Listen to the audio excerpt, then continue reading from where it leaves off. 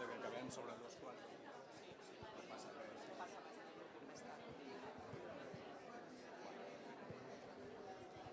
Diu el Francesc que ho digueu millor.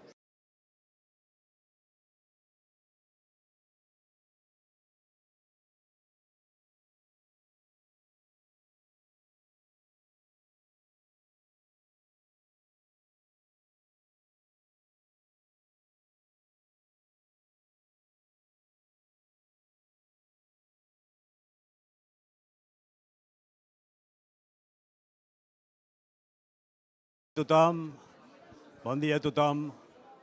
Començarem l'acte d'homenatge al professor Guinovart.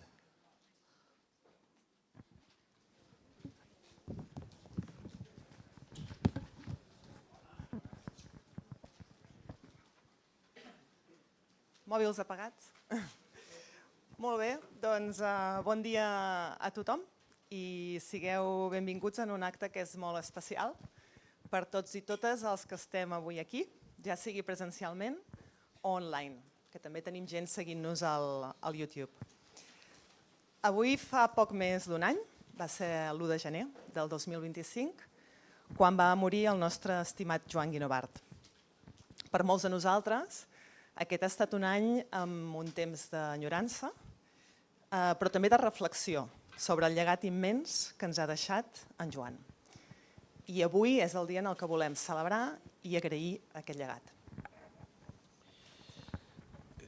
Su primer gran legado fue sin duda el propio IRB Barcelona, del que Joan, como buen patrón de barco, patrón de embarcación, solía decir que era como un barco. De hecho, lo que afirmaba era, bueno, este es un barco, quiero que IRB sea un barco feliz, entendiendo por ello un barco que sabe llegar a sus puertos de manera adecuada. Y ese es el espíritu que hoy quisiéramos recoger y que quisiéramos que respirarais aquí. Es decir, un auditorio, como veis, lleno hasta la bandera, con personas que trabajaron con él, que colaboraron con él, que estudiaron con él. Y todos ellos, en algún momento, creemos, todos nosotros, y al menos yo creo que hablo por mí y por muchos de vosotros, estoy convencido de que aprendimos de él mucho y también disfrutamos con él y con sus chanzas. El legado de Joan es extenso y una de sus características es que tiene muchas facetas. Joan hizo grandes cosas y además las hizo en muchos ámbitos distintos y en diferentes instituciones del país. Ahora estamos aquí en el IRB Barcelona porque este fue su gran legado, pero si vamos a las universidades, algunas universidades del país, la Universidad Autónoma de Barcelona, la Universidad de Barcelona, ahí nos encontramos con un legado inmenso. Y de hecho algunos de vosotros venís de esas instituciones y lo sabéis perfectamente. Además de ser el fundador y director del IRB durante 13 años, Joan fue un magnífico científico. Lideró un grupo de investigación sobre el metabolismo del glucógeno que tuvo una dimensión y tiene una dimensión internacional y con el que publicó más de 200 artículos científicos. In addition, I should say that Joan had a very important role as a mentor.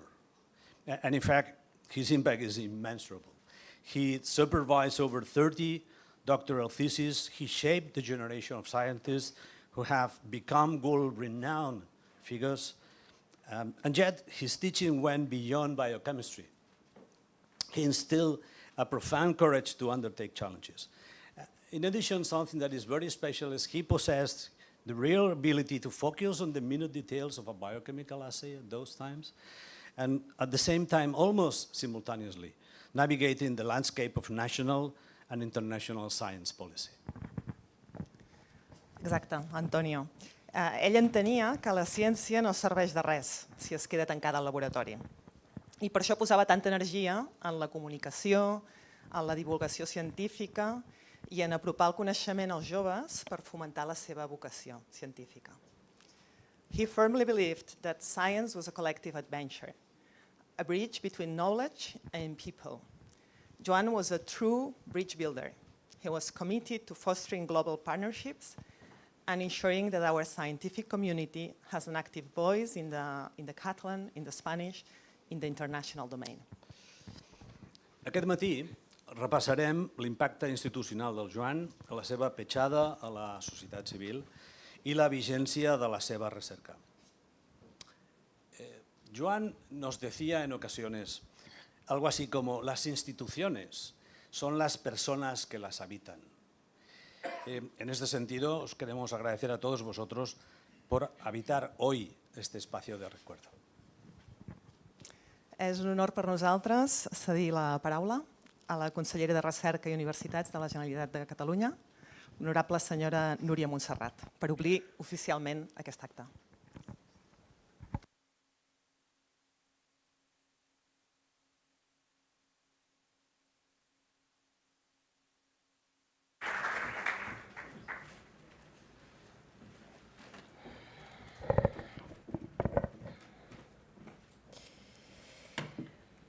Bé, molt bon dia. Good morning to everybody. Buenos días a todos.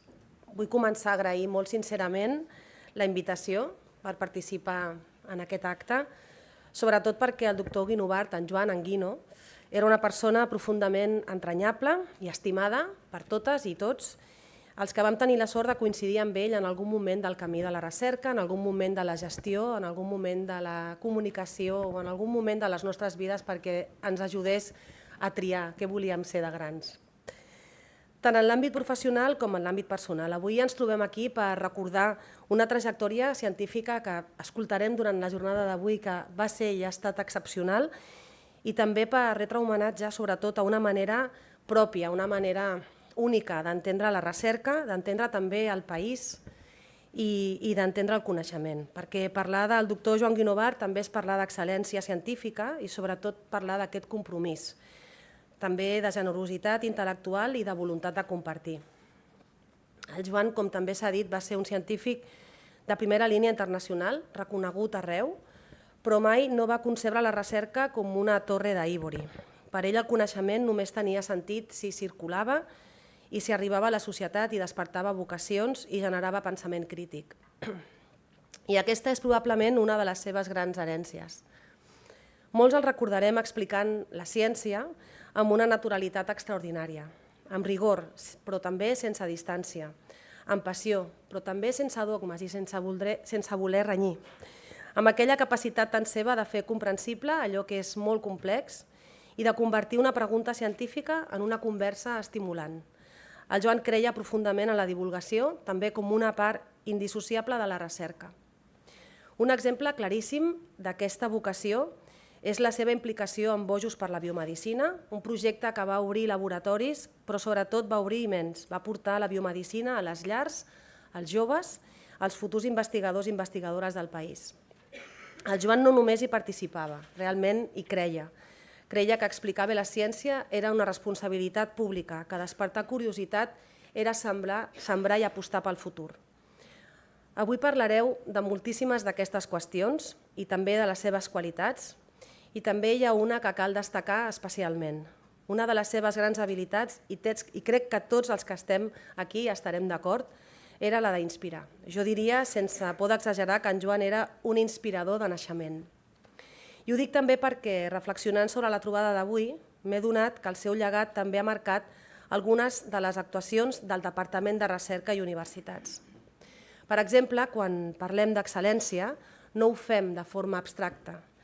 Recentment també nosaltres hem creat la convocatòria Joan Guinovart, creada amb 6 milions d'euros, que porta el seu nom i, com diem, no és per casualitat, sinó perquè representa exactament els valors que ell defensava. Excel·lència, ambició científica i impacte real. Aquesta convocatòria, com diem, tampoc no és només un homenatge simbòlic, és una declaració d'intencions. És dir que volem una recerca valenta, col·laborativa, entre els centres de recerca cerca, una visió compartida de sinergies, d'anar cap endavant tots junts sumant, oberta al món, exigent amb ella mateixa i també molt compromesa amb la societat, exactament com era el Joan. El seu llegat no s'acaba aquí. El Joan tenia, a més, una mirada profundament internacional. Va construir molts ponts, va establir aliances i va formar part de xarxes globals quan encara no era habitual fer-ho. Aquesta visió oberta i compromesa amb la llibertat, amb el pensament crític, És la que avui inspira iniciatives com les que també hem impulsat des del Departament, el programa Catalunya Talent Bridge, un programa que està pensat en acollir talent investigador provinent dels Estats Units, que en el seu context d'origen veu com determinades orientacions polítiques estan dificultant el desenvolupament de la seva recerca. Amb aquest programa, el nostre país, Catalunya, també ofereix un entorn de confiança, estabilitat i aquesta ambició científica, connectant sistemes de recerca i reforçant la nostra posició en el mapa global del coneixement. El Joan també, com m'heu dit, entenia que el talent no té fronteres. També que necessitem ecosistemes sòlids i que la ciència, la recerca, necessita aquesta col·laboració. Que competir no vol dir tancar-se, sinó que ens obrim cada vegada al món amb més ambició. I aquesta idea també és avui més vigent que mai. Si hi ha un altre fil conductor clar en la seva trajectòria, com també heu dit, és la comunicació. No com un accessori, no perquè és allò que hem de fer, sinó perquè és una eina central de la nostra activitat. Comunicar la ciència, però comunicar-la bé. Comunicar-la bé vol dir generar aquestes confiances, legitimar també la inversió pública. Cada euro que posem en recerca el legitimem com comuniquem bé i expliquem bé el que fem. Construir també una ciutadania que cada vegada estigui més informada i que pugui prendre millors decisions. El Joan també això ho practicava amb molta naturalitat i també amb molta convicció. I aquesta mateixa mirada és la que també ens va portar, també parlant amb la seva dona, amb la Rosa, a posar el nom al Premi Nacional de Comunicació Científica de la Fundació Catalana per la Recerca i la Innovació, que des de ja, el 2025, es coneix com a Premi Nacional Joan Guinovart i Cirera i, de fet, d'aquí un mes i mig ja coneixereu també qui ha estat guardonat amb aquest premi. Un guardó que reconeix l'excel·lència en la manera d'explicar la ciència, perquè, com diem, comunicar la recerca no és en cap cas simplificar-la, sinó fer-la accessible sense renunciar al rigor. I això el Joan també ho sabia fer com pocs. Avui, doncs, no només recordem un científic brillant, el gestor visionari o el divulgador incansable, insaciable. Avui reivindiquem una manera de fer, una manera de liderar el coneixement i, sobretot, de fer-ho amb humanitat, de creure en el talent jove, de defensar la ciència com un bé comú. Gràcies, Joan, per tot el que ens has donat i gràcies també per tot el que continues inspirant, perquè el teu llegat no és memòria i és el futur. Moltes gràcies a tots.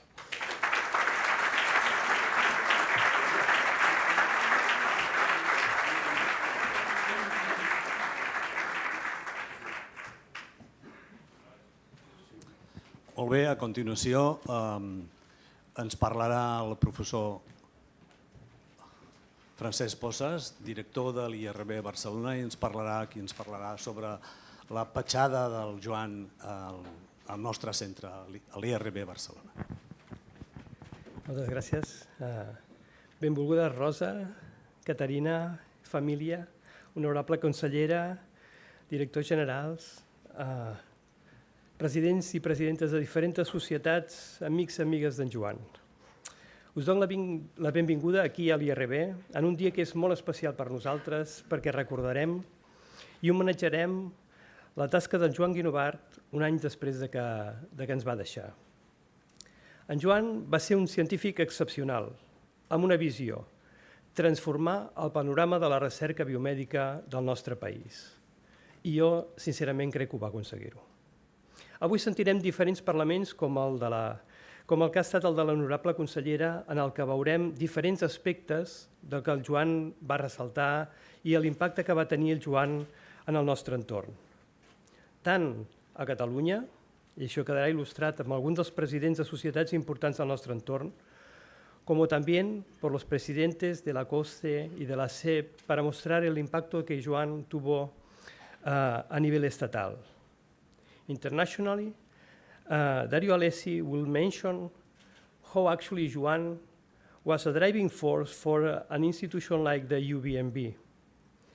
But also we'll have a taste of Joan as a scientist, the true reason of Joan's driving force, by talks from a former member of his group, Jordi Duran, and also a key reference in the glycogen field as Ki Sakamoto, also a collaborator and a friend of Joan. Per tot això, jo em limitaré a parlar del paper del Joan en la creació i direcció de l'IRB Barcelona, que jo crec sincerament que va ser un dels seus llegats més importants i que ell va viure com el seu gran somni. La gestació de l'IRB Barcelona, de fet, va començar molt abans del 2005, que és quan formalment neix i es crea l'IRB, sinó que ja va començar el camí en la formació del Departament de Bioquímica de la Facultat de Veterinària de la Universitat Autònoma. Allà ja va desplegar la seva capacitat de lideratge. El Joan arribava amb un encàrrec. Munta una unitat de bioquímica clínica per mesurar què els hi passen als animals quan estan a l'hospital. Però ell va tenir clar que aquesta no era la seva funció. Va muntar això, però evidentment el que va fer va ser muntar un departament de recerca en biomedicina especialitzada en metabolisme. Va atraure talent, tot un seguit de joves investigadors que van venir dels Estats Units precisament per tirar endavant aquesta tasca. He de confessar que una facultat de veterinària se li va quedar petit aviat.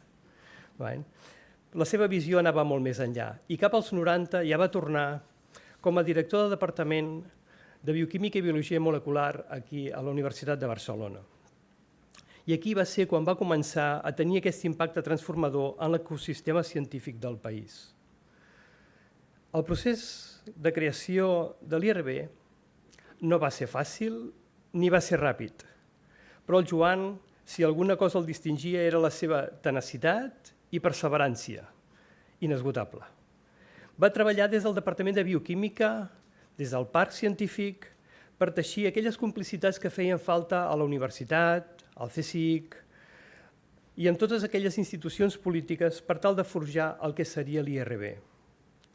Va ser durant uns anys que, gràcies a l'esforç i el suport destacat de tot un seguit d'investigadors, com el de l'Antonio Zorzano, però també Ernest Giral, Albericio, Modesto Orozco, Ferran Azorín i altres que segur que em deixo, van tenir clar que volien impulsar una investigació d'excel·lència científica al servei de la salut i el benestar de la societat més enllà dels típics paràmetres que hi havia en els departaments universitaris. I aquesta va ser la clau de la formació d'aquest IRB.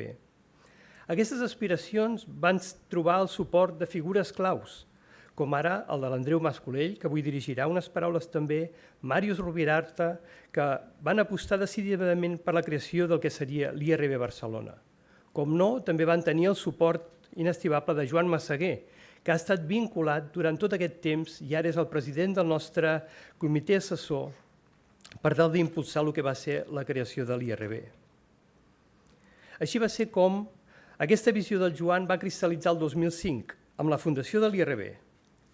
Ara estem celebrant els 20 anys de la seva formació i que de segur que ell n'estaria molt orgullós.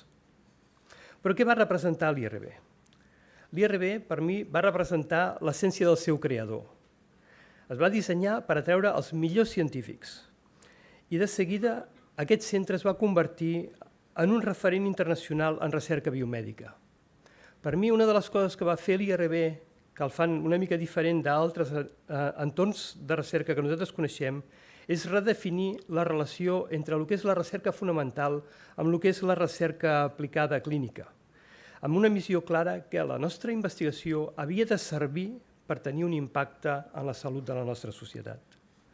Actualment, l'IRB té 30 grups de recerca, 450 investigadors, 35 nacionalitats, tots treballant per trobar els fonaments d'enfermetats com ara el càncer, la metàstasis i malalties lligades a l'envelliment, al metabolisme, entre altres. El Joan va assumir el repte de no només gestar l'IRB, sinó portar-lo fins al 2018. Això són molts anys i us puc dir, i us ho dic amb coneixement de causa, que no és una tasca fàcil ni gens senzilla. Però l'IRB no només es reconeix per la investigació d'excel·lència, sinó també per un conjunt d'elements que el fan únic. I això sí que va ser una cosa absolutament promoguda per la passió i la creativitat d'un líder com va ser en Joan. El Joan entenia, com s'ha mencionat abans, que un centre de recerca no només resideix en les seves troballes, sinó també per explicar a la societat aquella recerca que nosaltres fem i també que un institut de recerca ha de ser capaç de formar i nodrir les futures generacions de científics del país. Amb aquesta convicció, per exemple, va impulsar un programa pioner de doctorat internacional per tal d'atreure talent global i establir nous estàndards en la formació doctoral en biomedicina. I, de fet, per mi és tot un honor anunciar que a partir d'ara el nostre programa de doctorat de l'IRB portarà el nom de Joan Guinovart. Però l'esperit visionari del Joan el va portar més lluny. I tal com s'ha mencionat, va comprendre que la vocació científica s'ha de sembrar des de la joventut. I aquí, amb aquest objectiu, és quan el Joan va impulsar el que eren els crazies, els bojos per la biomedicina. Ara hi ha bojos de moltes altres coses. El naixement clarament va aparèixer a partir de la biomedicina i gràcies al suport de la Fundació de la Pedrera. Això va ser per atreure aquests estudiants de batxillerats que eren els estudiants que tenien més sensibilitat per la recerca. Però ni tan sols en va tenir prou amb això. El Joan va anar i es va ficar dintre d'unes escoles primàries per tal de realment ensenyar el que era la recerca i l'impacte de la recerca en la formació dels nostres joves. El Joan sempre aconseguia guanyar els més petits per la nostra causa. Des de l'IRB, el Joan va ser un altaveu per impulsar la ciència del nostre país. També va utilitzar plataformes com ara la de la CEP i de la COSCE per fer això. Però sempre la seva idea era impulsar, aconseguir millor finançament i aconseguir millors lleis perquè la recerca es pogués desenvolupar en la seva màxima esplendora. He de confessar que les seves comunicacions a la premsa mai van passar desapercebudes. He tingut el plaer de tornar a repassar tots els seus articles i títols com ara «És el coneixement estúpid» o «La llei de la ciència és una oportunitat perduda» o «El govern tracta la recerca i el desenvolupament amb indiferència» són titulars que mostren clarament un posicionament i una lluita per aconseguir aquests millors recursos i aquesta millor legislació per a la ciència del nostre país. Sempre amb tacte, però amb una contundència clara i meridiana. Era freqüent veure'l defensant ciència en parlaments i ministeris, exigint sempre visibilitat, finançament i formació, perquè per ell la investigació era un compromís amb la societat. Però abans de finalitzar, també voldria esmentar el Joan més humanista, el que va impulsar aquell programa d'artista en residència que encara és vigent en el nostre institut, amb la idea d'entrellaçar el que és la ciència amb l'art. Aquest és aquell Joan que no dubtava en explicar a tots els convidats aquells i cadascun dels apòstols i profetes de la façana principal de la Catedral de Tarragona, i si feia falta, en llatí. El seu entusiasme, calidesa i carisma traspassaven laboratoris i aules. Ja fos ballant o escrivint, el Joan sempre ha representat un exemple de com el lideratge, combinat amb una visió estratègica i un compromís amb l'excel·lència de la recerca, és capaç de transformar el panorama de recerca biomèdica en un país. Una de les frases que he trobat en una de les declaracions del Joan és «La vida és el millor regal». I aquesta frase la donava en el context de com explicava com la recerca i l'educació han permès doblar l'esperança de vida en el segle XX. Jo aquí podria afegir, Joan, tenies raó, la teva vida ha estat un gran regal per tots nosaltres. Per tot això, només vull acabar dient moltes gràcies, Joan.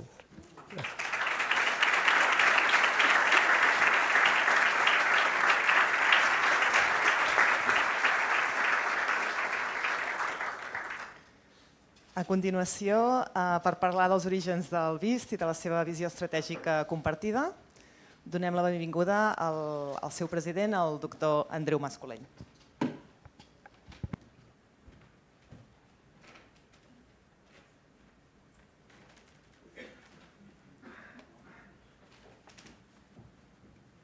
Família de Joan, consellera, amics, autoritats, alumnes, interessats. Haig de parlar d'un tema que m'han assignat a parlar d'un tema que en la vida de Joan li va ocupar una part petita de les seves hores totals dedicades a la promoció de la ciència. Però les que li va dedicar van ser intenses i van ser molt importants per nosaltres. El VIST és una fundació, com sabeu, és una fundació privada de veritat, diguem-ne, no consolida, que està al servei de 7 centres públics de recerca i la seva concepció i la seva realitat és la de ser una concreció d'un plantejament de cooperació público-privada amb la promoció de la recerca. Per als que ens vam incorporar a l'estructura de la Fundació, que mai hem sigut més de 10 persones, a part del patronat, etc., doncs va ser molt important que en Joan, quan es va jubilar, s'incorporés a les tasques del VIST. Ell havia recolzat i participat en la concepció del VIST i per nosaltres, els que hi estàvem implicats, va ser una injecció de moral i d'estímul que ell s'incorporés a les tasques del VIST. Això em permet parlar una mica d'alguna de les seves característiques, de per què era una cosa extraordinàriament atractiva la interacció amb en Joan. Una és, i il·lustraré dintre d'un moment amb un cas particular, una era la seva persistència. Mai ho deixava anar. Quan tenia una idea al cap no la deixava anar. L'IRB no existiria si no fos per aquestes característiques. Els que saben la història saben que va necessitar una voluntat absoluta i una persistència absoluta. Això és la substància, però l'estil també és molt important i en Joan tenia dues característiques importants. Una, mai s'esverava. És a dir, la cosa típica de tots nosaltres, d'algunes vegades explotar o estar impacient o demostrar que no controles els nervis, etc. Això a ell mai li passava. Anava insistint amb els seus ponts, però sense perdre els estreps. I la segona és que sempre hi posava humor. Sempre tenia la paraula justa per treure un somriure de la situació. I això va ser per tots nosaltres, a la comunitat del VIST, la comunitat petita del VIST i la gran, ens va ser molt útil.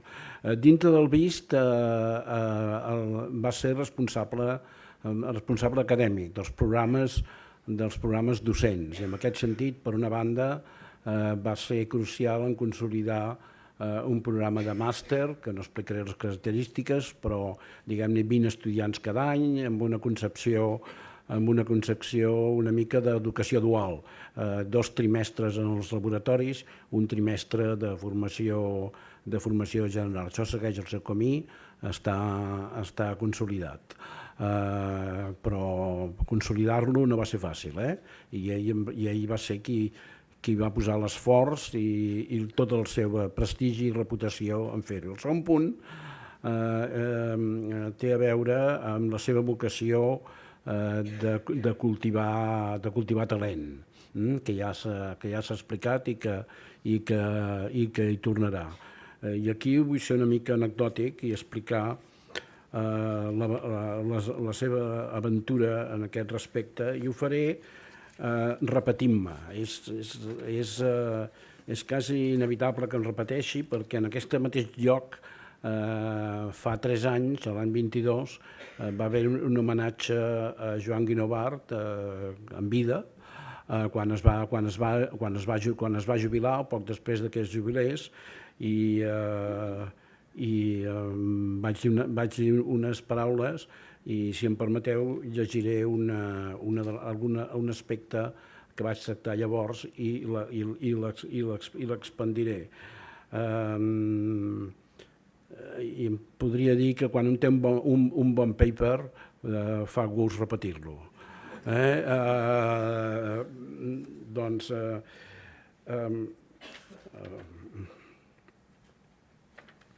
momentet, tinc que trobar la pàgina correcta.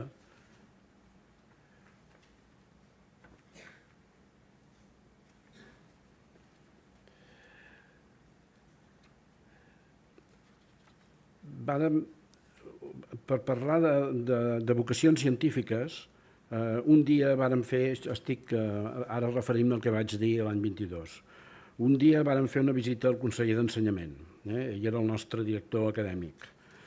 En principi era una visita protocolària, però en Joan sempre aprofitava les ocasions, no se li escapaven, si veia una entrada hi entrava. I en Joan va aconseguir que no es quedés en protocolària. Va ser tan convincent i tan atrevit en suggerir que dintre de les seves activitats d'impacte social el BIST s'oferia per ajudar a establir una escola amb un èmfasis en disciplines STEM, que ves per on es va aconseguir fer i s'ha bastit una relació intensa amb una escola, l'Angeleta Ferrer, que s'ha posat en marxa aquest any és el 22, recordeu que estic llegint del 22. No és una escola que seleccioni estudiants, l'esperit és que sigui una escola on es desenvolupen noves metodologies per formació en disciplines STEM per a tots els estudiants i, per tant, l'ambició és que sigui també un àmbit de formació de professorat del sistema. És una escola, doncs, que persegueix l'excel·lència, però convé tenir present que hi ha com a mínim 2 sentits en aquesta expressió. Una, que literalment és l'etimològica, és l'ambició de ser el millor. No hi faig cap reserva en aquest propòsit, sobretot si tenim present que les capacitats humanes són tan diverses que per la via d'una vocació ben orientada, l'opció d'excel·lir en alguna línia és una opció molt oberta a tots els alumnes. L'altre sentit del terme d'excel·lència és la possibilitat d'arribar a donar el millor de si mateix. L'esperit de l'Angeleta Ferrer és d'aquest segon tipus. No tothom ha de ser matemàtic, però tothom ha de poder desenvolupar fins al seu límit les seves habilitats quantitatives. Disculpem-me que m'hagi estès en aquest aspecte, però la culpa és d'en Joan. Això ho deia el 22 i continuo reafirmant. La culpa és d'en Joan perquè ell va ser la iniciativa i perquè és un repte apassionant. I això em permet expressar-li el meu agraïment. M'extenc una mica amb una altra característica de l'estil del Joan, que era aprofitar les oportunitats al vol. Quan vam fer aquesta visita protocolària en el conseller, vam fer una trobada abans i vam preparar-la i vam decidir que seríem molt prudents. Seríem molt prudents perquè se sap que l'educació és un món que té les seves regles, etc., i que podíem apretar fins a cert punt, però no més, siguem prudents, etc. Perquè ell tenia una idea al cap, i l'esperit del que li dèiem és està bé que la tinguis al cap, però no et passis, no et passis. Vam arribar allí, la reunió amb el conseller Bargalló, va ser molt agradable, i quan s'observava que al final en Joan va veure llum, va veure que la porta estava entreoberta i pum, es va llançar i va dir: conseller, per què no fem una escola especialitzada en formació i identificació de talent STEM? I els altres estàvem allí, ens vam mirar i vam dir ai. Però la iniciativa li va caure molt bé al conseller. El conseller va ser molt receptiu i es va fer, o es va mig fer. Resultava que en aquells moments hi havia una escola que s'estava formant de zero, que era l'Angeleta Ferrer, allà al costat de la Monumental, i ens va dir, doncs mira, aquesta forma es fa de zero, perquè des del BIS no adopteu com a activitat d'outreach a l'ajudar a aquesta escola, i a partir d'aquí anem. I en Joan s'hi va llançar amb passió, i jo crec que puc dir que va funcionar durant un temps, i aquí és l'afegitó, això era l'any 22, i ara us puc dir l'any 25 que tenim una mancança forta en aquest projecte, ens manca en Joan. Sense ell, diguem-ne, no ha funcionat com tenia que funcionar. És a dir, no hem aconseguit saltar la barrera de que una escola d'aquest tipus ha de poder constituir el seu propi professorat. No pot ser que el professorat arribi com un paracaigudes, etc., i no ho hem aconseguit. I jo estic segur que en Joan, amb les seves característiques de persistència, no esverament i humor, ho hagués acabat aconseguint, si no ara dintre de 3 anys. I, en fi, m'agradaria pensar que estarem a l'altura i que encara d'alguna manera s'acabarà aconseguint. Bé, i això és el que es podia fer amb en Joan i el que no podem fer sense en Joan. Gràcies.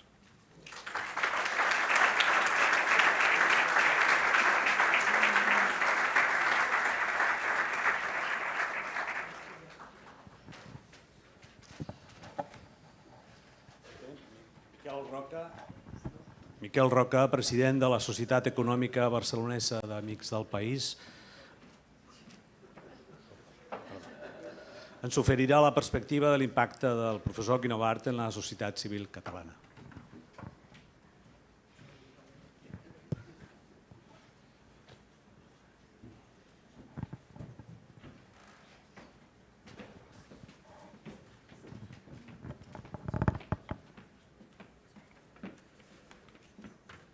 Bé, Rosa, familiars, amigues i amics tots, el meu testimoni és molt col·lateral.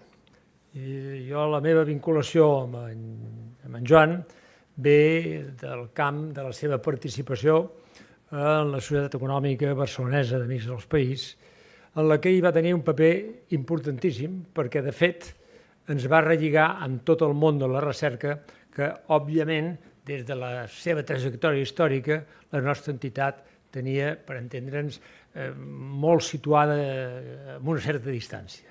I ell va fer un esforç extraordinari per apropar-la, per introduir-la i per comprometre'ns a tots plegats a posar-nos al servei d'aquesta vocació que ell tenia tan clara de la recerca i de la comunicació sobre la recerca i de l'apropament de la recerca a la societat. I si he acceptat participar en aquest acte, no és únicament per retre-li homenatge a en Joan, sinó per comprometre'm que hi serem fidels. En quin sentit? Tothom parla de la recerca. Se li fa cas? Se la tracta bé? La societat n'és conscient de la seva importància? El món de la comunicació disfruta més amb allò que pot fer mal o amb allò que pot servir la recerca? I aquí hi tenim un compromís. I, per tant, seria absolutament absurd per part meva que des d'una vessant tan distant de la vostra jo vingués a dir el que cal fer. El que dic és que nosaltres, des de la societat civil, el que hem de fer és estar molt compromesos amb vosaltres per tal de treballar conjuntament en un camp en el que la recerca dongui, per entendre'ns, un signe d'identitat a la nostra pròpia societat. En Joan era un home, ho heu dit, era un home compromès. Era un home que es sentia absolutament compromès amb les causes que ell defensava. I una causa de la que defensava era pensar que per Catalunya, pel món, el seu futur estava vinculat a una constant vocació de recerca. Dèieu vosaltres aspectes qualitatius personals. A mi sempre tenia la sensació de que en Joan era la versió moderna d'un Boy Scout. Sí, perquè sempre a punt, sempre estava a punt, sempre a punt. És a dir, jo he viscut el sempre a punt fins i tot quan la meva embarcació a Port de la Selva enrocava, ell es llançava a l'aigua per desenrocar. Ell sempre estava a punt de servir, sempre estava a punt de servir. I sempre qualsevol cosa que tu li podies dir, Joan, què et sembla si parléssim d'això, si féssim... Sí, i sempre et donava una perspectiva i una orientació. Aquest compromís l'hem de servir. Nosaltres també, des de la societat nostra, donem unes beques de postgrau i aquestes beques de postgrau, des d'aquest any, tenen el nom de beques Joan Guinovart. Però ens queda molt per fer. Ens queda molt, molt, molt per fer. I en aquest sentit ens queda molt per relligar i refondre aquesta voluntat i aquest dinamisme d'en Joan amb què la societat del país entengui que això és un objectiu prioritari pel país. Si nosaltres volem dir que som amics del país, no podem ser-ho si ens vivim aquesta amistat al marge de la recerca. I, per tant, ens hi hem de posar. I ho farem. I ho farem, entre altres raons, perquè la presència d'en Joan té una visió, diríem, dinàmica persistent. Encara ens apreta. Encara ens apreta. No hi és i encara ens apreta. Ho sabem i, per tant, hi serem fidels. Permeteu-me un simple incís final, no? En alguna ocasió, en converses, diríem, que havíem tingut amb en Joan, ell sempre deia a la recerca no és únicament molt important que se la financi, que també. Sobretot el que és molt important és que es comprengui quin sentit té pel futur de la societat. I això té molt a veure amb la capacitat de comunicació. Hem de comunicar la importància de la recerca. Hem de comunicar i fer saber que el futur de la nostra societat passa per la sensibilitat que la pròpia societat tingui en relació amb aquesta tasca fonamental de recerca. Això que deies, Andreu, de tot el que en diem l'escola de formació de talent, és a dir, què hem de fer perquè això tingui, diríem, aquest arrelament en la nostra societat que molt sovint no té. És a dir, a vegades tens la sensació que per algú la versió moderna de la recerca és un influencer televisiu. I no és això, és una altra cosa que vosaltres sabeu molt més bé. I, per tant, aprofito i he acceptat estar aquí simplement per dir tot allò que pugui representar la nostra entitat en la que ell va participar tan activament, ho seguirem mantenint. El nostre compromís és servir, ajudar a totes les vostres iniciatives en la línia que sigui, per tal que puguem fer que aquella trajectòria històrica d'un tal Guinovart, que va tenir un paper tan important en el món de la recerca, tingui el futur esplèndid que ell li hauria desitjat. Moltes gràcies.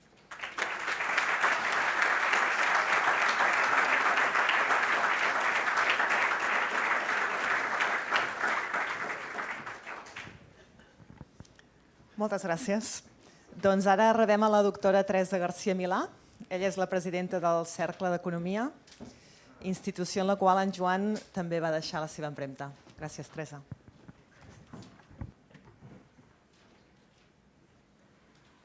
Bon dia a tothom, consellera. família del Joan i especialment la Rosa, que està aquí, i tots els amics i amigues que esteu envoltant-nos. Primer de tot, gràcies per convidar-me a participar en aquest homenatge al doctor Joan Guinovart, el nostre amic Joan, en aquest acte organitzat per l'IRB Barcelona, la institució que millor simbolitza la seva visió, la seva estratègia i la seva capacitat de convertir idees en realitat. Parlo avui com a presidenta del Cercle d'Economia, però també com algú que, com tants altres, va trobar en Joan una font d'inspiració intel·lectual i cívica. Perquè ell no només feia ciència, encomanava entusiasme, convencia i, sobretot, feia. I ho feia amb un tret característic. Era un home de parlar sense embuts, d'aquells que diuen les coses clares, directes, sense girs retòrics. Un home que sap el valor de la paraula ben dita i que l'acompanya sempre amb l'acció. Vaig tenir la sort de conèixer Joan, us preguntareu jo com a economista, doncs gràcies al programa d'excel·lència Severo Ochoa. Els primers guardonats vàrem ser 8 centres, 4 dels 8 eren a Catalunya, i entre ells l'IRB i la Barcelona School of Economics. Com a directora de la BSI vaig coincidir amb Joan en reunions i sobretot viatges que fèiem a Madrid els directors del centre Severo Ochoa per reunir-nos amb representants del Ministeri. Vàrem connectar immediatament. Les nostres visions del model de recerca, de la seva rellevància i també del seu impacte econòmic i social estàvem totalment alineades. I així vàrem lluitar conjuntament per aconseguir que el programa Severo Ochoa, que era fràgil, tingués continuïtat i mantingués el nivell d'excel·lència amb el que havia començat a caminar. Sempre amb arguments sòlids, però amb humor i estimació mútua. Joan era inassequible al desànim, com ell mateix confessava en una entrevista de Josep Corbella a La Vanguardia l'any 15. A un jove científic li donaria sempre el mateix consell: busca un lloc on pugui desenvolupar les pròpies idees. Li fascinava alhora la capacitat humana per l'autoengany i reconeixia amb humilitat que entre tots els errors que havia comès era difícil decidir quin era el més gran.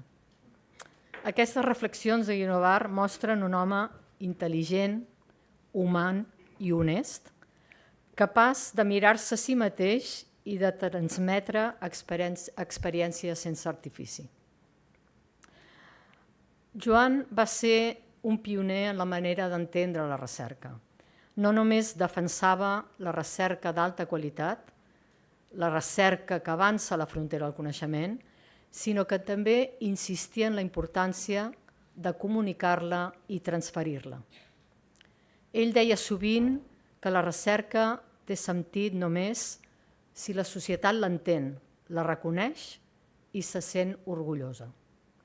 Per això, enguany, com ha dit la consellera, per primera vegada el Premi Nacional de Recerca a la Comunicació Científica porta el seu nom, el Premi Nacional Joan Guinovart i Cirera de Comunicació Científica. Jo he tingut l'honor aquest any de participar en el jurat de la selecció, que no es coneixerà fins dintre un parell de mesos, però va ser per mi una gran alegria veure que aquest premi portava el nom del Joan. Aquest reconeixement simbolitza perfectament la seva convicció.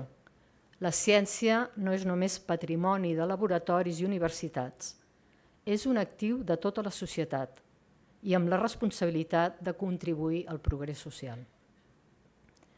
D'aquesta responsabilitat va néixer una de les seves iniciatives més duradores, despertar vocacions científiques entre els joves.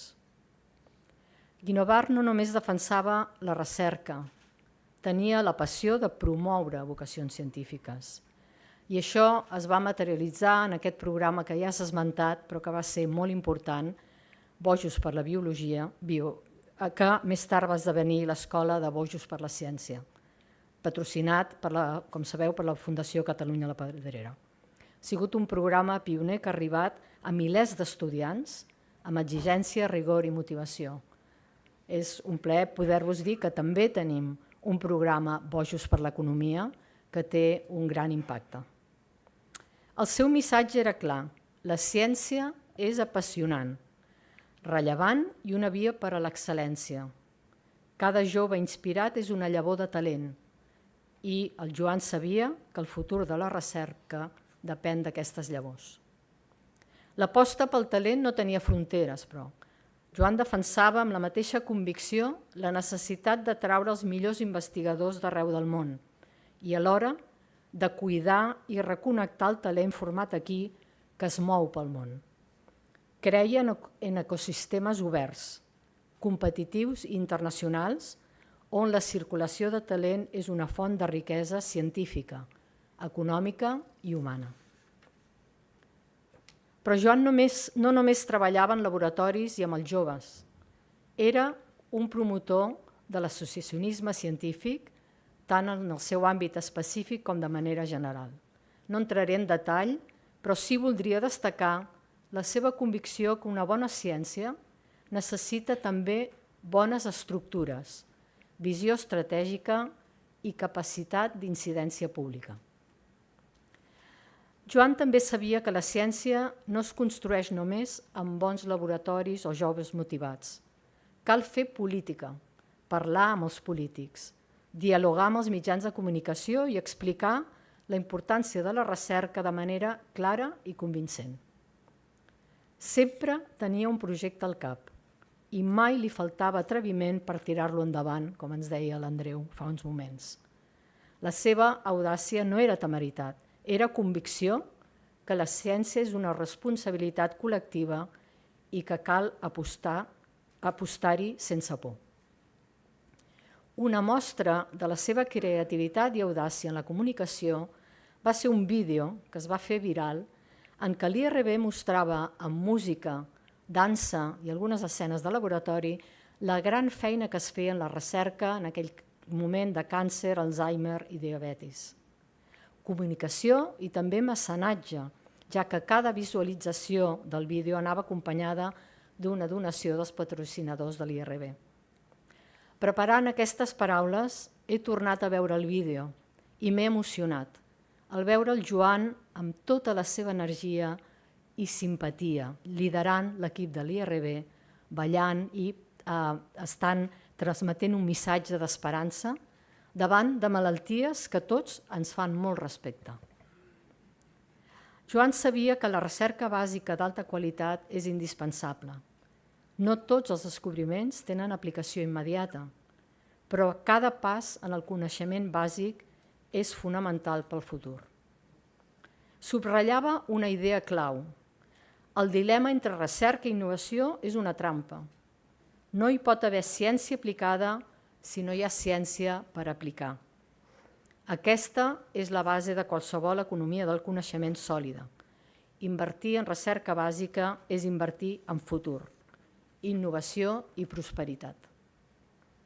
També defensava que els descobriments aplicables han d'arribar al mercat, generant valor econòmic i contribuint a superar les crisis d'una manera diferent, amb talent, innovació i coneixement, no només amb mesures a curt termini.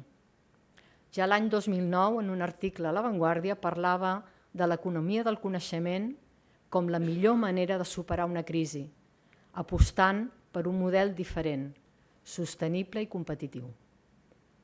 El Joan veia el mecenatge com una font potencial de recursos per a la ciència i defensava la seva promoció activa. I amb ironia citava Derek Bock, exdegà de Harvard, dient: si creieu que l'educació i la recerca són cares, proveu amb la ignorància i la mediocritat. Invertir en recerca i educació no és un cost, és una inversió col·lectiva imprescindible pel futur de la societat i de l'economia. Aquestes idees mostren la clara aposta per una economia basada en el coneixement, en la recerca, la innovació i la formació de talent jove, i aquests són els pilars del progrés social i econòmic. Aquesta visió s'alinea perfectament amb els valors promoguts des del Cercle d'Economia i, en especial, amb la iniciativa per la productivitat i la innovació, que en diem l'IPI. El projecte que hem impulsat recentment des del Cercle amb l'objectiu d'abordar un dels principals reptes estructurals de Catalunya, la baixa productivitat. L'IPI és a la vegada un espai de reflexió i una plataforma d'acció per orientar i generar canvis reals en les polítiques públiques, el teixit empresarial i el model productiu català, pensant sempre en el benestar i la cohesió del conjunt de la societat. La productivitat i la competitivitat sostenibles no es poden assolir sense una base sòlida de coneixement, recerca i desenvolupament tecnològic. El Joan exemplifica com la inversió en recerca d'alta qualitat i la transferència efectiva de coneixement al sector productiu són instruments claus per impulsar la innovació, generar ocupació qualificada i enfortir l'economia. La seva trajectòria encarna els principis de creació de valor social i econòmic, excel·lència científica i compromís amb el talent que el Cercle d'Economia considera essencials per construir una societat i una economia més competitiva, resilient i avançada. Joan va excel·lir com a investigador i mentor i va ser, com s'ha comentat, mentor doctoral de nombrosos investigadors, alguns d'ells de gran rellevància, deixant una empremta duradora en diverses generacions. Però no es limitava a individus excel·lents, volia institucions excel·lents. I així va liderar la fundació de l'IRB Barcelona, avui centre de referència internacional, reconegut per la seva qualitat científica i pel seu impacte social. Deixeu-me acabar recordant que Joan era un home generós, valent i directe, compromès amb la seva família, amb la ciència i amb la societat. Tenia sempre un projecte al cap i mai li faltava atreviment ni energia per tirar-lo endavant. El seu llegat és immens. Institucions d'excel·lència, joves inspirats, comunitat científica organitzada i societat més conscient de la importància de la recerca. Els que ara hi som hem de continuar la seva obra, impulsant, organitzant i, sobretot, fent. Apostant sense defallir per la ciència, pel talent i per una economia basada en aquest coneixement. Joan ens recorda que la ciència és una responsabilitat compartida, un actiu col·lectiu i una oportunitat per tots. Honorem-lo vivint la seva passió i continuant el seu camí. Moltes gràcies, Joan, per haver fet tot el que feies i per haver-nos inspirat.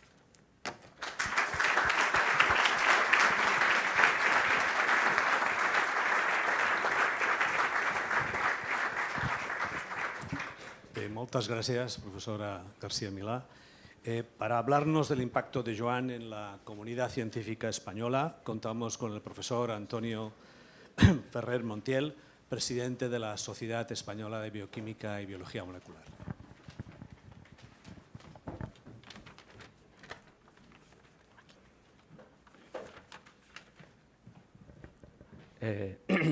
Bon dia a tots.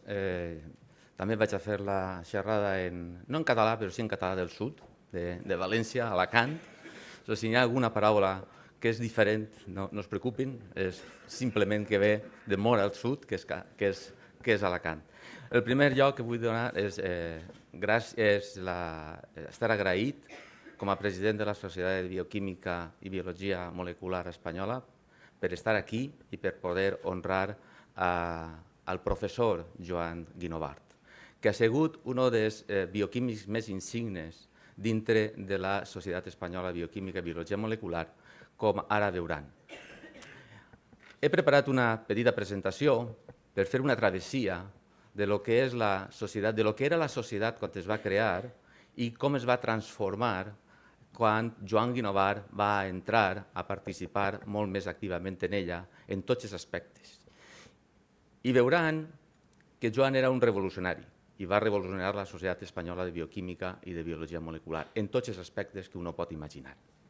Però abans d'anar a lo que és el legat que Joan va deixar en la bioquímica espanyola a través de la Societat Espanyola de Bioquímica i Biologia Molecular, la CEBM.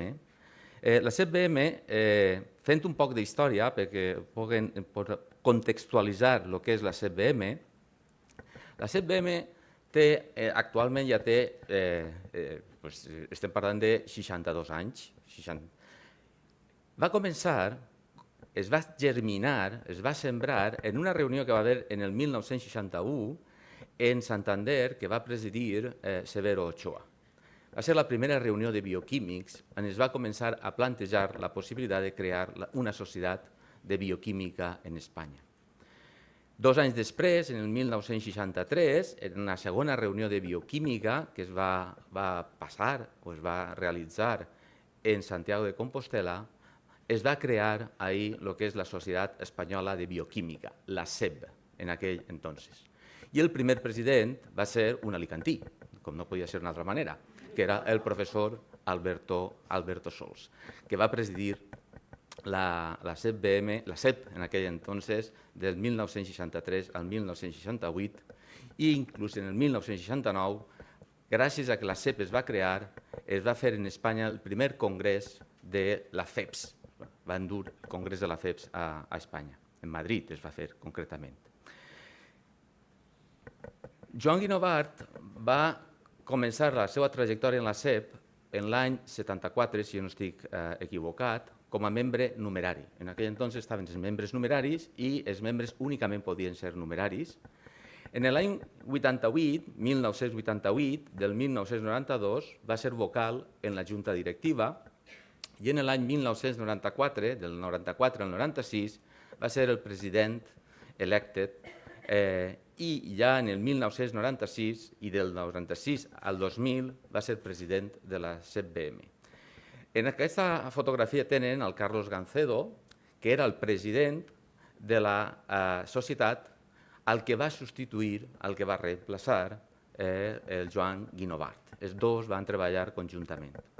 Els pilars que es va marcar en el seu pla estratègic, el pla d'acció per la Societat Espanyola de Bioquímica i Biologia Molecular, en aquell entonces ja era Societat Espanyola de Bioquímica i Biologia Molecular, es va fer la transformació per incorporar biologia molecular, no estava únicament dirigida a fer una societat més potent, estava dirigida a fer una disciplina com la bioquímica molt més potent a nivell nacional i també, per suposat, a nivell internacional. Els 4 pilars bàsics que ell es va plantejar en aquell entonces era, per una part, el creixement de la societat i per a fer aquest creixement i aquesta consolidació de la societat que havia arribat a un estadi més o menys estacionari, va potenciar algo que en la societat avui realment estem cuidant moltíssim, que són els grups científics. Els grups científics són els pilars bàsics de la Societat Espanyola de Bioquímica i Biologia Molecular. I això ve de l'impuls que va donar a l'entrada i a la creació de grups Joan Guinovart. És algo que n'hi ha que donar-li tot el mèrit.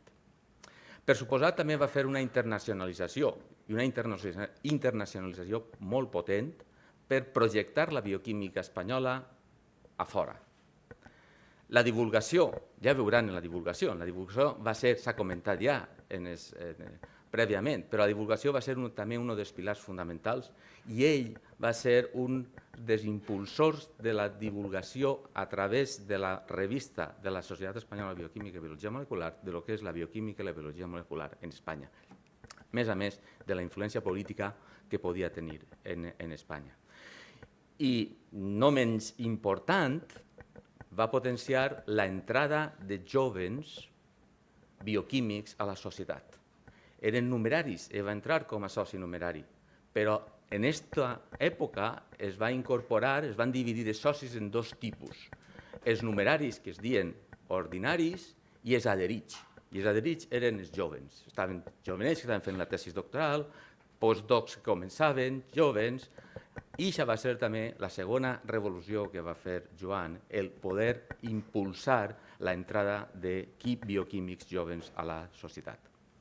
Internacionalització, per suposat, va estar en la International Union of Biochemistry, i Darío ja ens comentarà un poquet més, va estar en la FEPS, Va fer una relació intensa en la PA-BMB, tots els països, tota aquesta societat, la Unió de Societats Iberoamericanes, i després, a nivell més individual, la Societat de Biofísica, òbviament, portuguesa, que són els veïns, la xilena, l'argentina, la mexicana, és a dir, estava molt sensibilitzat en projectar la Societat de Bioquímica a l'exterior i també incorporar a aquestes societats a la Societat de Bioquímica espanyola.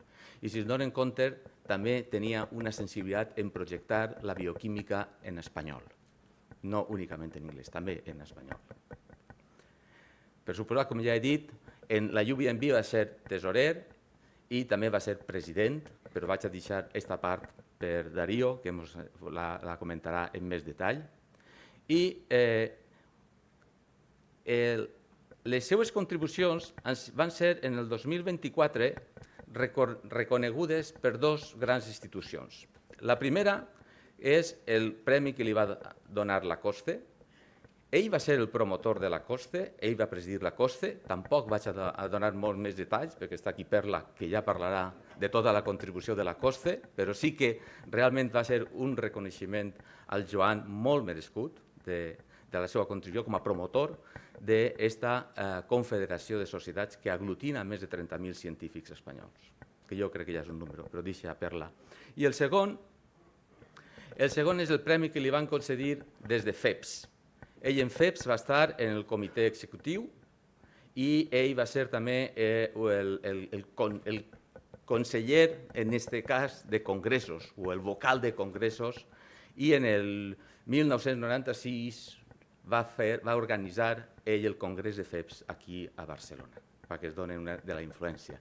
I en el 2024 també li van donar el premi, com ahir estan mirant, d'Israel PEC, un reconeixement que realment es mereixia tremendament. Però, com he dit, una de les activitats que més va conscienciar i una de les activitats que ell tenia en ment era potenciar la divulgació de la bioquímica. I en la Societat Espanyola de Bioquímica, primer en la CEP i després en la CEP-BM, es va començar a elaborar un boletí. En primer era una carta que es feia, i ahí tenen la primera que es va enviar en el 1964. I aquesta carta es va fer després a modo d'una, ara diríem una newsletter, que l'únic que informava era de lo que estava fent la societat en termes dels actes que estaven fent-se a nivell de lo que és l'executiva. En el 87 es va crear ja un boletí que va anar evolucionant al 94, i a partir del 94 és on Joan Guinovart, que ja estava en la junta directiva, va agafar el lideratge d'esta revista i a partir del 94, com poden veure, va passar d'un boletí a lo que va ser ja una revista. Va tindre la visió de que per fer una revista hi ha que tindre un periodista. I, òbviament, ell va contractar un periodista, el Xavier Pujol. I per tindre una revista també tenia que tindre, òbviament, un editor i també tenia que tindre, òbviament, un equip al darrere. I aquí està el Jaume Estruc i també està el Joaquim Ros, que van ser també dos pilars bàsics en la promoció i la transformació i en la projecció de la revista. Ahí poden veure que va ser l'editor des del 1994 fins al 2012, que va ser substituït per Miguel Ángel de la Rosa. I poden veure també ahí com va anar evolucionant la revista des del 94 fins al 2024 o 2026, on van fer la transició d'una revista que imprimíem en paper a una revista completament digital. He de dir que ell no es va desligar de la revista. Ell va deixar de ser editor de la revista en l'any 2012, però ell estava en el consell editorial de la revista fins a l'any 2024. Va estar sempre lligat a la revista. I és una revista que no única i exclusivament es llegit en Espanya, es llegit a tot arreu, tot el món. Fonamentalment, en Hispanoamèrica és molt popular, perquè vegin la projecció que va tindre en la revista. I també va tindre una altra idea en la revista, per què no posar-li un poc d'humor a la ciència? I posar-li un poc d'humor va ser crear les vinyetes còmiques dintre de la revista. I aquestes vinyetes es van crear en l'any 1999 fins a l'any 2020. I l'any passat van fer una recol·lecció i es van posar totes juntes en aquesta col·lecció que tenen aquí, que es diu Humor Científic, que va en honor al Joan Guinovart, perquè ell va ser l'impulsor d'aquestes vinyetes dintre de la revista. Un dels últims en l'any, i la revista, òbviament, en l'any 2023 va complir 25 anys. En l'any 2023 la Societat de Bioquímica va complir 60 anys i la revista 25 anys. I ho van celebrar en Saragossa, en el 46 congrés de la societat, i ahí tenen una foto on estan el que és el comitè editorial de la revista. En poden veure el Joan Guinovart, està el Miguel Ángel de la Rosa, la Isabel Barrera, està el Vicente Rubio, Félix Goñi, Federico Mayor Menéndez, Carlos Gancedo i Inmaculada Lliruela, que és l'actual directora de la revista, perquè facin una idea. Però no és tot. Això va ser la societat, però com ja hem dit, Joan tenia un cap que no parava de pensar coses i volia fer coses per la societat, i volia fer coses per la CBM, al igual que per altres societats. I l'última cosa que ens va proposar va ser, però no menys important, va ser per què no fer la fundació de la Societat Espanyola de Bioquímica i Biologia Molecular per impulsar ara l'impacte social de la recerca i dels avanços en la bioquímica i la biologia molecular. I li van agafar el testic i en desembre de l'any 2025, poc antes que es deixara, vaig constituir la fundació de la CBM en el seu honor. I ell, sin dubte algun, ha sigut el primer donant per a aquesta fundació, que era el que ell volia, fer una donació a la fundació per totes les activitats que poguera desenvolupar d'impacte social i de formació dels joves investigadors. Nosaltres li vam fer un tribut, va ser un número especial de la revista que ell havia propulsat, cuidat, mimat, i li van fer un espectacle. I aquest any, malauradament per la Societat Espanyola de Bioquímica, van tindre dos pertes. Una és Joan, de la que estem parlant, però també vull mencionar a Federico Mayor Zaragoza, que va faltar un mes abans de Joan i que els dos han sigut impulsors tremendos de lo que és la bioquímica en Espanya i la Societat Espanyola de Bioquímica i Biologia Molecular. I l'últim tribut que podem fer-li des de la Societat Espanyola de Bioquímica és, per què no, celebrar el 48 Congrés en Tarragona, la seva ciutat natal. I el celebrarem en setembre d'enguany en Tarragona. Estem organitzant-lo i serà un congrés en honor, òbviament, al professor Joan Guinovart. I estem molt orgullosos de fer-ho i realment disfrutarem allí i tindrem a Rosa, que ens acompanyarà i ens donarà la tournée o la volta per tots els monuments que hi ha allí i que ens explicarà com si fos Joan. I ja si volen tindre una idea més cercana de Joan, es convida a veure la entrevista que li va fer Lluís Montoliu en l'any 2023, està en YouTube, i realment és una conversa molt pròxima, molt franca, que teníem al Joan Guinovart. I per ja terminar, per acabar, simplement dir que la CBM i la comunitat de bioquímics espanyols estem profundament agraïts a la incansable eina i inquebrantable compromís del professor Guinovart al desenvolupament de la CBM i al desenvolupament de programes d'internacionalització, de formació i divulgació que l'han posicionada a la CBM com un referent nacional dintre de les societats. I també estem profundament agraïts per promoure la Fundació CBM per incrementar l'impacte social. Estem completament, és un tribut que volem fer-li des de la Societat Espanyola de Bioquímica i Biologia Molecular. Moltes gràcies.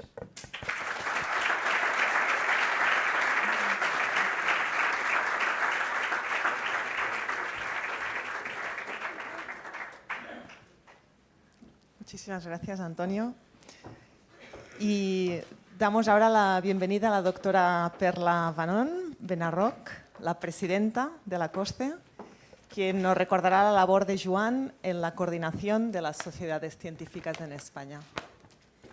Buenos días a todos. y muchas gracias por haberme invitado a este homenaje a nuestro querido y malogrado Joan Guinovart.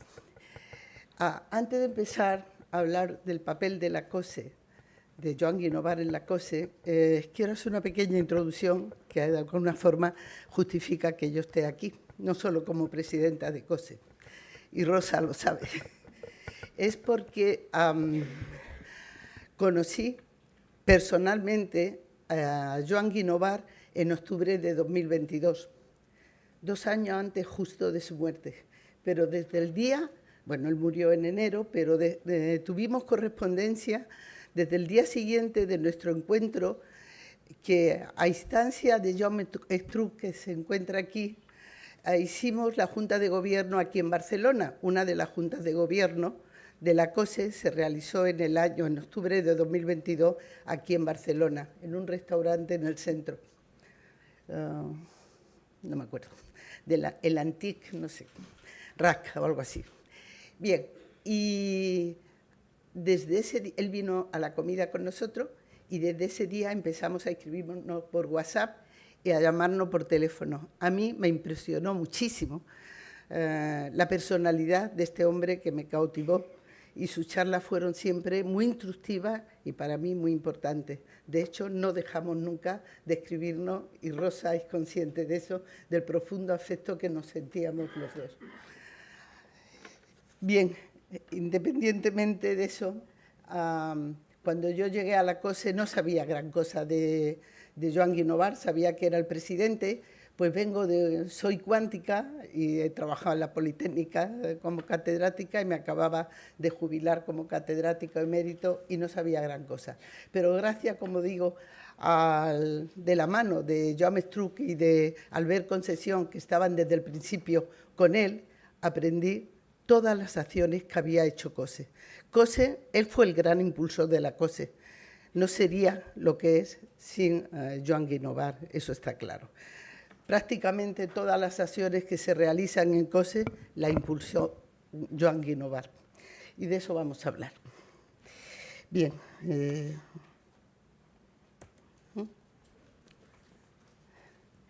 Bien. No voy a hacer una referencia sobre la trayectoria y el currículum de Joan Guinovart, porque se han hecho muchas referencias hoy aquí por los distintos conferenciantes, pero sí voy a decir unas cuantas palabras. Su trayectoria fue muy importante como investigador, docente y sobre todo como constructor de instituciones. Joan Guinovart dedicó su vida a la ciencia, a la docencia, a la investigación, pero sobre todo a dar voz institucional a la comunidad científica. Su trayectoria, como hemos visto aquí, estuvo ligada siempre a la bioquímica y en su trabajo sobre el metabolismo del glucógeno. Pero fue también profesor, como digo, investigador y docente, profesor de bioquímica y biología molecular en 2 universidades, la Autónoma y en la Universidad de Barcelona. Allí formó una gran generación de científicos, pero también como constructor de instituciones dirigió este instituto en el que nos encontramos hoy, que ayudó a construirse, y también fue uno de los primeros creadores del Parc Científic. Su contribución de instituciones científicas, como nos ha puesto de manifiesto hace un momento, fue la promoción y el desarrollo de la CBM, pero fue uno de los grandes impulsores y el primer presidente electo de la COSE desde el año 2004 al año 2011, como veremos a continuación. Recibió numerosos reconocimientos y, por supuesto, en el año 2024 recibió el diploma de honor de la COSE. Era el segundo que se daba. Y la verdad, yo creo que le hizo mucha ilusión, pues vino a Madrid con su querida Rosa. Pero más allá de todos estos galardones que hemos visto y que hemos oído esta mañana aquí, quienes trabajaron con él recuerdan su entusiasmo, su generosidad y su profunda convicción en el papel de la ciencia como un motor de progreso. Guinovart y la creación de la COSE. Como he dicho, Guinovart fue uno de los impulsores más importantes en la creación de la COSE. Este movimiento viene de los profundos cambios políticos, económicos y sociales que se produjeron en el mundo sobre el año 2000 y especialmente en Europa. Eso produjo un movimiento organizativo de la clase científica que estaba convencido de la creciente influencia que la ciencia iba adquiriendo en la realidad que se estaba configurando. En este movimiento se encontraba inmerso, junto a otro científico de primera línea, Joan Guinovart. De ese espíritu nació la Confederación de Sociedades Científicas de España, fundada en 2003 con 42 sociedades científicas. La Junta de Gobierno Provisional, organizadora del acto, la formaban Alfredo Tiemblo, que era el presidente de la RESEF, y Manuel de León, de la de Matemáticas, y estaba presidida por Eduard Salvador. De las elecciones en marzo de 2004 surgió el primer presidente de la COSE, Joan Guinovart. Desde ese puesto, Guinovart dio forma a la estructura y a la misión de la organización. Bajo su liderazgo, COSE se consolidó como interlocutor entre la ciencia, la sociedad y los poderes públicos. Durante la campaña electoral de 2004, COSE promovió la propuesta de un pacto de Estado por la ciencia, con el objetivo de situar la investigación científica en el centro del debate político y social, y buscando un compromiso a largo plazo para su fortalecimiento. Eso es lo que tenía en mente. El pacto fue suscrito por 11 científicos de primera línea de aquel momento, y entre ellos se encontraban Margarita Sala, Mariano Barbasí, Jesús Ávila y, por supuesto, Joan Guinovart. Como citó la prensa, que está aquí, de la época, la propuesta de pacto de Estado por la ciencia señalaba que el esfuerzo inversor que debería de hacer España para alcanzar en pocos años la media europea del 2% del PIB, estamos hablando de 2004, aunque en términos absolutos puede parecer importante, no lo es en términos relativos ni está fuera del alcance del Gobierno. En un artículo que publiqué ayer, que podéis leer todo en el periódico, digo algo parecido, y estamos en 2026. Sí debe haber investigación militar, pero no fabricación y construcción de tanques o fragatas con los presupuestos de I+D, declaraba Guinovart en ese momento. ¿Os suena todo eso también ahora, no? Bien. En 2005, estoy haciendo un barrido del tiempo de todas las acciones que hizo Joan Guinovart por la COSE. Guinovart, Guino, como le llaman todos los amigos, coordinó la acción CRECE, la primera gran iniciativa estratégica de COSE. CRECE, como sabéis todos, son las comisiones de reflexión y estudio de la ciencia en España. Su objetivo fue analizar el sistema español de ciencia, tecnología e innovación y proponer reformas para hacerlo más competitivo. Se formaron 5 comisiones, presididas por figuras de gran prestigio. Andreu Mascoler, que tenemos aquí, tenemos el honor de tenerlo, Luis Oró, Amparo Moraleda, Federico Mayor y Rafael Pardo.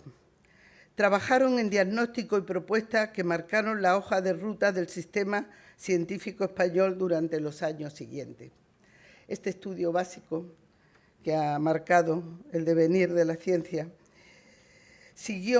dio lugar a distintas acciones. El primero, en 2006, se inició lo que se conoce como el programa Conoceros, que era concienciar a la clase política mediante conversaciones organizadas por los científicos españoles y los representantes parlamentarios. Se reunían para discutir, también para comer, sobre distintos temas, como eran ciencia y sociedad, relaciones con empresas, inversión en I+D, temas totalmente vigentes y todavía hoy en día importantes. Asimismo, durante su presidencia, en 2006, se empezó, gracias al impulso de Joan Guinovart, una tarea muy importante, el seguimiento anual de los presupuestos generales del Estado, los PGE 46. Es un proyecto que continúa hasta hoy, aunque lo tenemos congelado porque desde 2023 hay ausencia de presupuesto. Este análisis ha permitido identificar los recortes y desequilibrios estructurales que dificultan el desarrollo de la I+D en España. Quiero destacar esta frase de Guinovart en la presentación del informe de los PGE de 2009, que sigue en plena vigencia. La forma restrictiva en que se abordan las inversiones de I+D+I, unida a la importante deficiencia en las políticas de coordinación, recursos humanos y en la gobernanza del sistema, nos lleva a pensar que nuestro sistema de ciencia y tecnología se verá afectado por una considerable pérdida de competitividad. Así es. En 2008 tuvo lugar el debate electoral porque coincidió con el cambio de rumbo de la economía española y la COSE organizó el primer debate en campaña electoral entre los principales partidos políticos con el foco puesto en la ciencia. Joan Guinovart presentó el debate y subrayó que España debía pasar de la economía del cemento, como ha dicho, creo que se ha ido, no sé, no, estás aquí, como había dicho, de la economía del cemento a la economía del conocimiento. Alertó de que el modelo basado en la construcción y la mano de obra barata no tenía futuro y que el verdadero valor estaba en el cerebro de obra. Se ha perdido mucho tiempo discutiendo sobre aspectos secundarios del sistema, valoró, mientras abrimos debates interminables sobre las esencias del sistema y empleamos nuestro tiempo en diagnóstico que nos indica una y otra vez cuál es la salud de nuestra ciencia. Otros países han aplicado medidas para adaptarse a los nuevos tiempos. Cambiar de modelo es una cuestión de supervivencia. Muchas de estas premisas que acabo de leer siguen aún vigentes. En 2010 tuvo lugar un análisis sobre la ley de la ciencia. COSE, con Guinovart al frente, presentó un informe crítico sobre el borrador de la nueva ley de la ciencia. A su juicio, el texto era incompleto y no resolvía los problemas de fondo, la falta de coordinación entre administraciones, el envejecimiento del personal científico y la ausencia de incentivos a la excelencia. Guinovart volvía a insistir en tener en cuenta el papel de las comunidades autónomas y la imprescindible coordinación con la Unión Europea. Al año siguiente, en 2011, COSE, capitaneada por Guinovart, expresaba su preocupación por el recorte del 7,4% de los presupuestos de I+D, que situaba la financiación pública a niveles de 2007. La Confederación solicitaba la creación urgente de una agencia de investigación autónoma y transparente para gestionar de manera eficiente las actividades de I+D. Una frase que dijo es que si los recortes presupuestarios de 2010 pusieron a dieta de adelgazamiento a la investigación científica española, en un año después la caída de la financiación pública de la I+D también supone ya malnutrición y enfermedad. Guinovart insistía en que el sistema necesitaba menos burocracia y más estabilidad para permitir a los científicos trabajar a largo plazo. Estas palabras de Joan Guinovart nos ha hecho crear en la COSE una comisión bastante interesante sobre todos los problemas de la burocracia en España. Espero que este mes salga un informe bastante crítico sobre nuestra situación. Bien, su propuesta, defendida con perseverancia desde 2011, acabaría materializándose en 2015 y convirtiéndose en una de las reformas institucionales más importantes del sistema científico español. Ya termino. Y en 2011 arranca otro de los pilares de la COSE, el proyecto Enciende.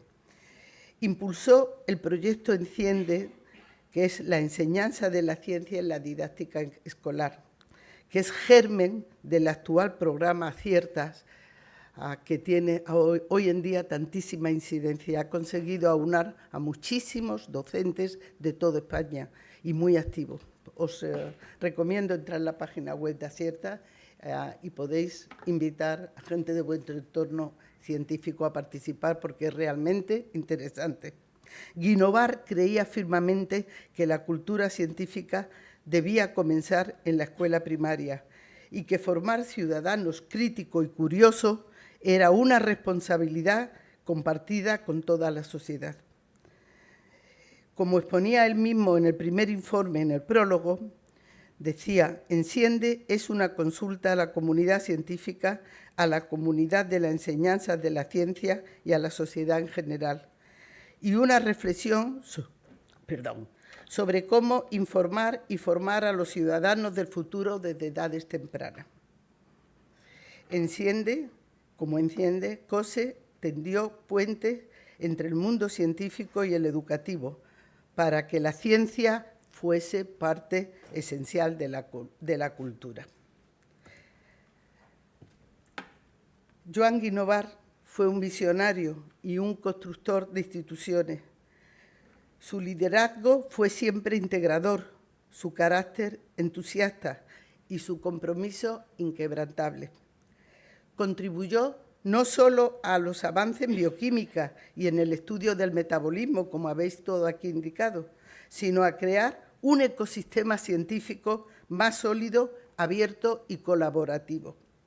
Nos deja un legado de rigor, pasión y compromiso con el conocimiento como herramienta de progreso. Su ejemplo sigue inspirando a quienes creemos que la ciencia no solo explica el mundo, sino que lo mejora. Muchas gracias, profesor.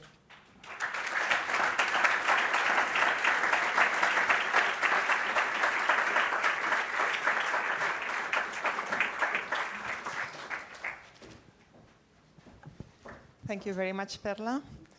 And now, before the coffee, it's the moment to add images to words by watching a tribute video that we have prepared for Joan. We do hope that you'll enjoy it.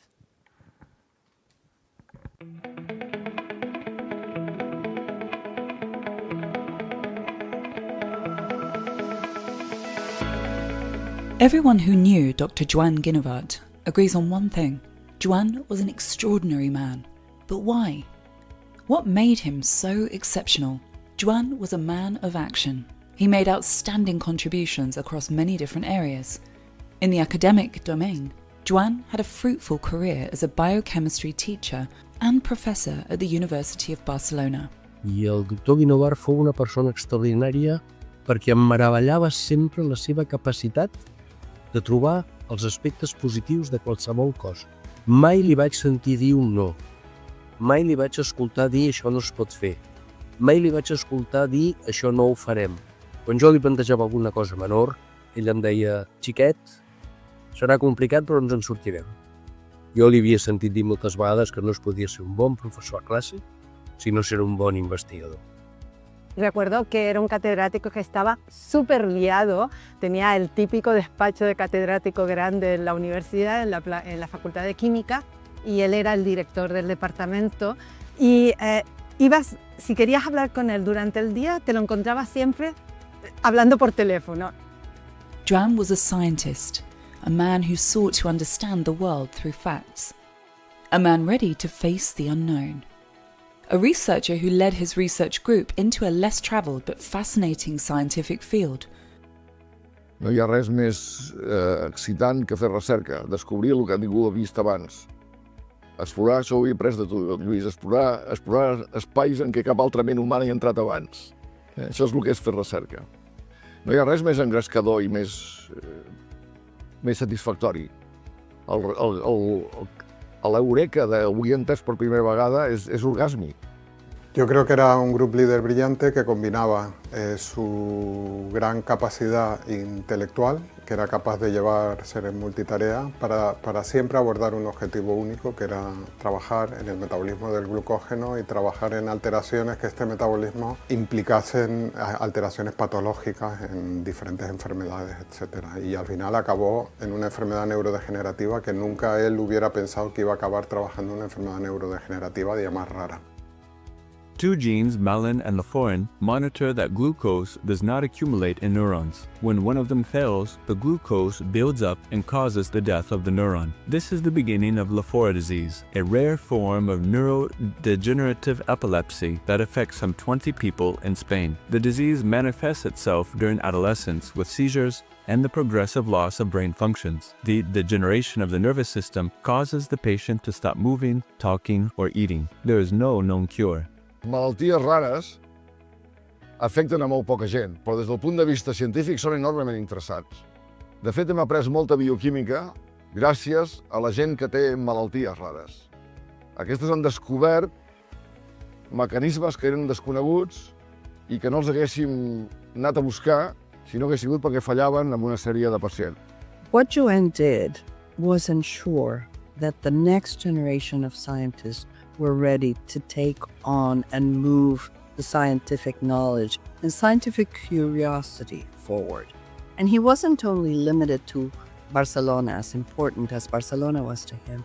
He wanted to make sure that Spain, Europe, Latin America in particular, and the rest of the world were able to move forward. Joan was an excellent mentor who was deeply committed to educating and guiding his students into becoming top-level scientists. Él tenía muy claro todo lo que es el proceso científico, el espíritu crítico, el aprender, la humildad de saber que hay gente que sabe más e intentar aprender de ellos, el concepto súper importante de equipo, de colaboración. Me acuerdo que nos decía ir a los congresos, interaccionar con la gente, aprender, enseñar, y todo esto son pequeños puntos que hacen que Joan haya generado una escuela científica extraordinaria. Joan Guinovart mentó diverses coses. Primera, un positivisme explosiu. Segona, donar ànim a l'estudiant, a donar-li plena confiança. Tercera, creure absolutament en la possibilitat de l'avenç científic. Quarta, reconèixer el mèrit de l'estudiant i la idea de l'estudiant mai adjudicar-se-la a si mateix. Joan, com a mestre, primer era generosa amb aquells que s'esforçaven, que ells veia compromesos i que ell veia que tenien ganes d'empènyer un projecte o una fita en el món de la recerca.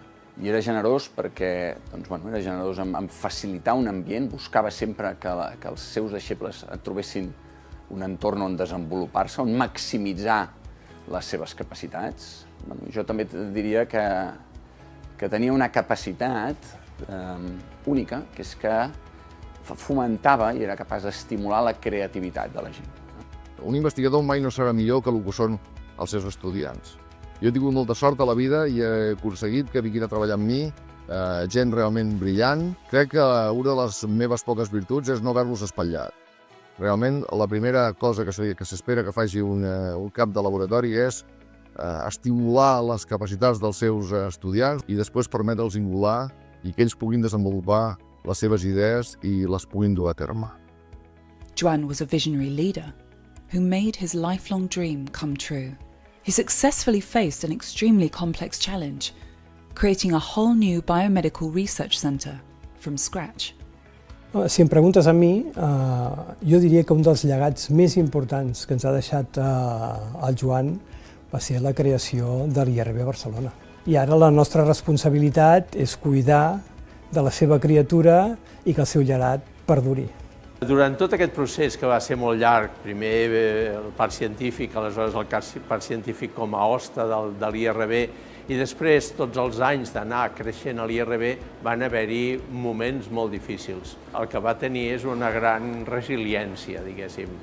En Joan Guinovart va ser un gran líder, va aconseguir fundar, fer créixer i convertir l'IRB Barcelona en una institució molt potent, sens dubte gràcies al seu coneixement científic, coneixement de les institucions, però també a una forma de fer, de connectar aquesta ambició amb les persones, a transmetre un sentit col·legial a la institució sense deixar de ser ambiciós, alhora que exigia a cuidar els investigadors perquè donessin el seu màxim a preocupar-se per les seves vides. En Joan era un innovador, tant com a investigador com a director de l'IRB Barcelona. Va creure fermament en la transferència de tecnologia i en l'impacte de la recerca. En Joan tenia un interès molt genuí i molt autèntic per les persones i per totes les persones. Ell anava a un acte i connectava amb la consellera i també connectava amb el taxista que el portava a casa. D'aquesta manera d'actuar feia que tots ens sentíssim molt especials. Joan was a gifted communicator who believed in the power of words. He was a pioneer in advocating that IRB Barcelona should not only develop the best basic research, but also communicate it to society and promote scientific vocations among future generations.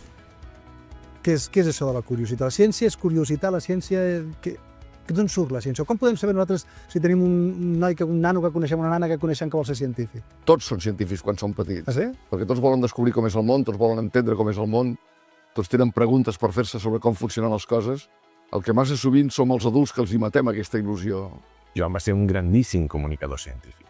Sempre estava predisposat, convençut de la necessitat de connectar l'IRB, però en general els centres de recerca, la ciència en la societat, i en aquest sentit pioner. I fins i tot innovador. Programes com Bojos per la Biomedicina, que s'han exportat a altres disciplines, o iniciatives d'art i ciència. Jo li tinc una grandíssima estima personal, sens dubte, però també professional. At Crazy About Biomedicine, I, of course, learned a lot of new protocols, new techniques, like theoretically and practically, but most importantly, I learned a lot about all of the scientists that I could talk to, and about their research, and that expanded my knowledge way more than all of the theoretical stuff that I learned. Joan was a man of great passion and joy, qualities he shared in every role he embraced. Teacher, scientist, mentor, leader, and communicator. Oh, and we almost forgot, as a dancer too.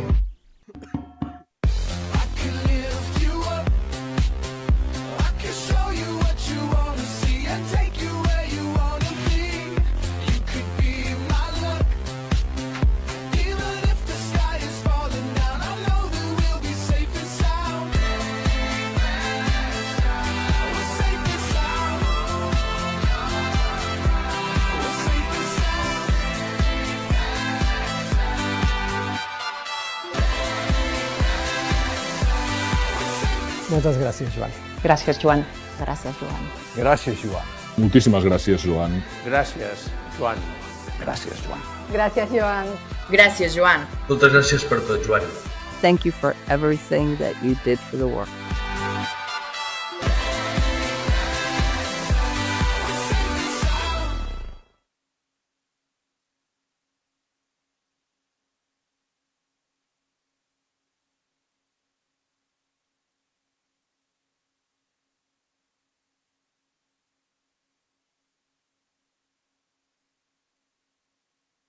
Us convidem ara a fer una pausa de mitja horeta al cafè i tornem després.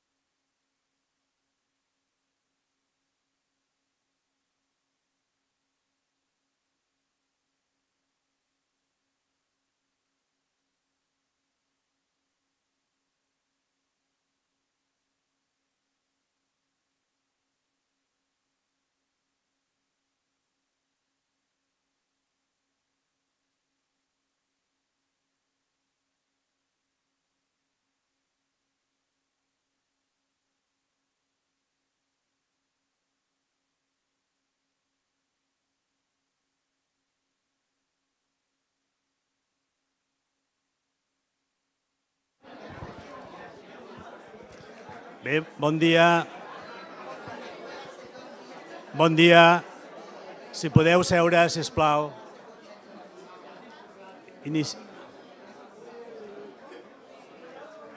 Bon dia. Seieu, sisplau, i començarem aquesta segona sessió. M'agradaria convidar el doctor Darío Alessi. It is a pleasure to welcome Professor Darío Alessi, President of the IUBMB, who will share his perspective on Joan's international leadership and legacy. Thank you.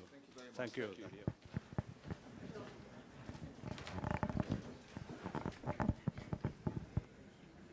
Okay, thank you very much. I actually knew Joan very, very well. I actually first started interacting with him, I think around 30 years ago when I was working on biology related to glycogen, and we had a lot of scientific interactions.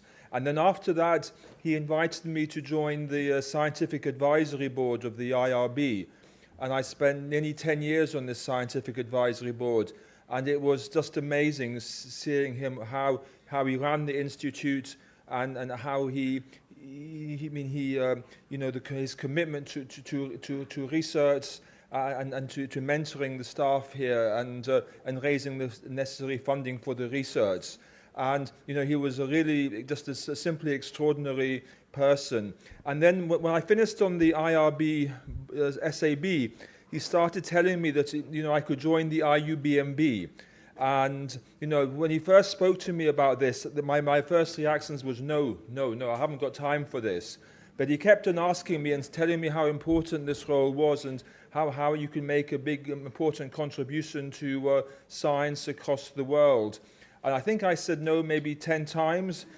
But then the 11th time I said yes, and I was just having a conversation at the coffee break. And I was asked, did I regret saying yes? And the answer is absolutely no. I mean, it's one of the nicest and best things I think I've ever had the honor, to do. And this is actually the picture, I took myself in April 2022. Joan took me for lunch at the Yacht Club in Barcelona. It's a very nice place. I don't think many people have the honor to have lunch on a Sunday in the Yacht Club in Barcelona.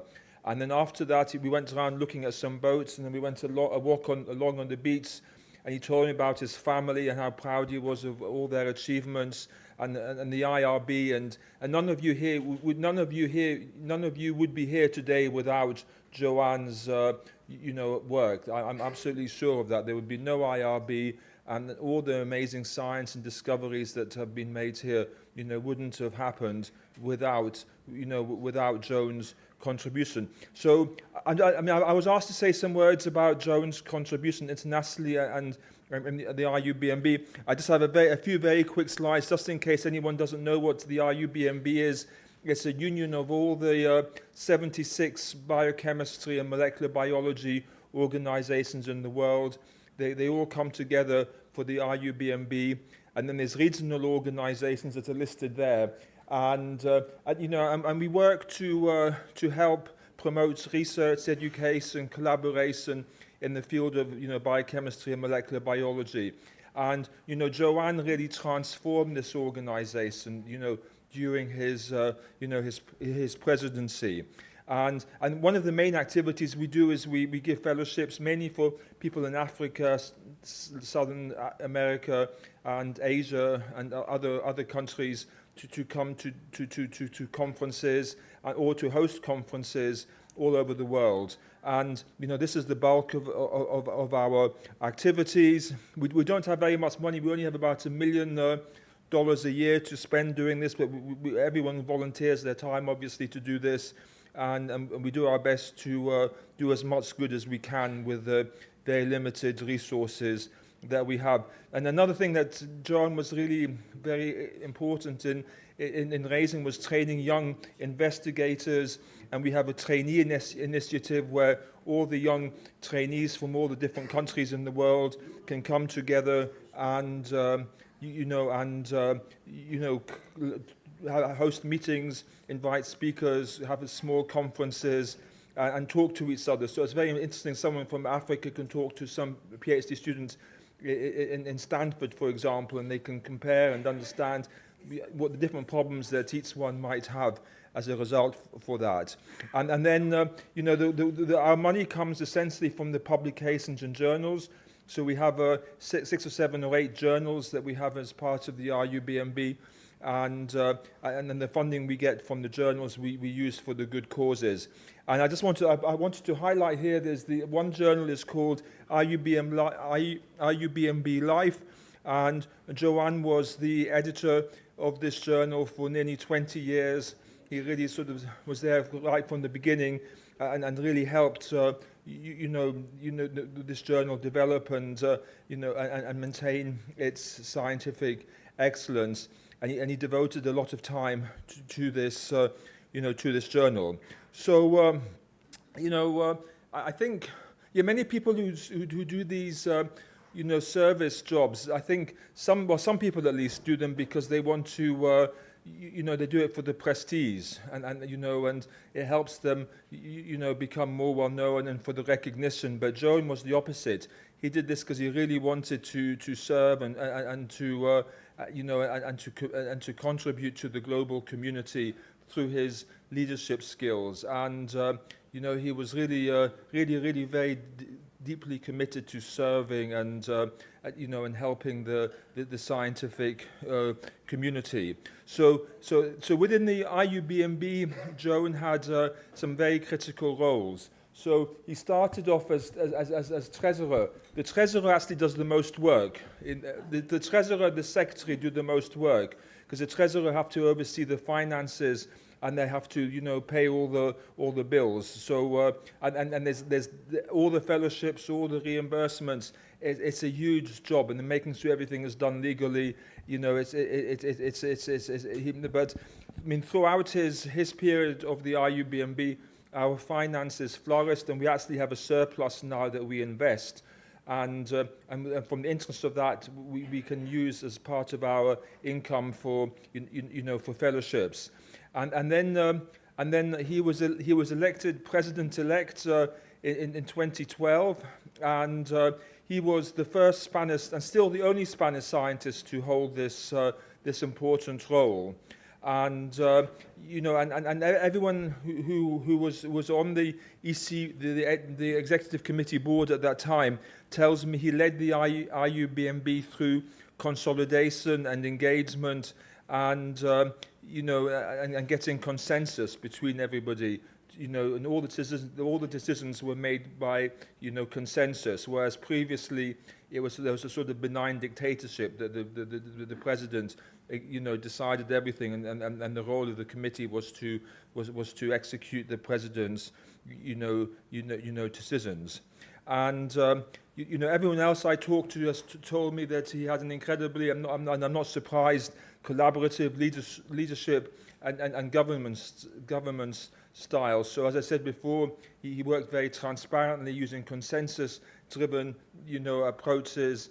And he focused on supporting young scientists, promoting biochemistry in many countries around the world. And I've got some slides you'll see at the end where we can see him in all different countries, in the world that he has visited. And he spent a lot of time building good relationships with the Pan-American biochemistry societies and the African and the Asian societies, and and I think we have very good relationships to this day. We have very good interactions, a lot of fellowships, and the bridges that he built, during his tenure as president are still, still solid today, and and there's still lots of collaboration, occurring. But above all, about everything else, I think his greatest commitment, as we've heard today already, was to education and and training. He really firmly believed that there was a really important role in reducing inequalities in scientific opportunities. And I remember actually when I had lunch with him in Barcelona that Sunday in April 2022, he told me that talent is everywhere in the world, but opportunity isn't. And I think that's so important that, I think remember that, please, because I think, we can create opportunity where there's none. And, I think this is exactly what, Joan was able to do. And, so he went all over the world. This is just one of many pictures I had of him, going to student events, supporting students and their education and training, all over the world. And he's really, made very important contributions. As we've just also heard, he played a very important role in, in ensuring that Europe was really, and Spain were really part of the, the global biochemistry research, the eminence of the Spanish Biochemistry and Molecular Biology Society. This is probably one of the strongest societies in the world.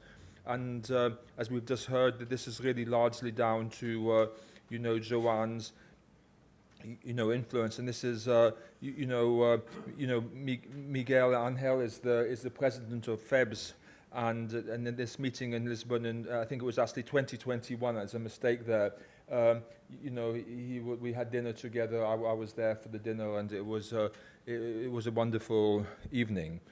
And and he was a very human, and the ethical vision of science was extremely important for him. He really sort of viewed science as a driver of knowledge, and he embedded that vision very deeply into the mission of of the IUBMB. So to summarize everything that that he's done for the IUBMB and beyond, I think his legacy really lies in the combination of scientific excellence, educational commitment, humane leadership. And I think his legacy is that all of these things continue to be felt by the union of the IUBMB. And we try and continue what Joan started as part of this. And then I thought it would be interesting just to get a few of the people who worked a lot with Joan in these days to give me some reflections. So the next 2 or 3 slides are emails I've received from the from the different people that Joan knew very well in his time.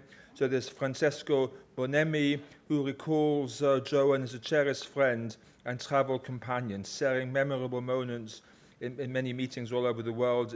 And his last time was in Feb's 2024 in Milan and Bergamo, where I know Rosa was there, and they had a lovely time in Bergamo, near Italy, I understand. And he remembers Joan's deep cultural curiosity. That's true. He knew everything about art and music and culture.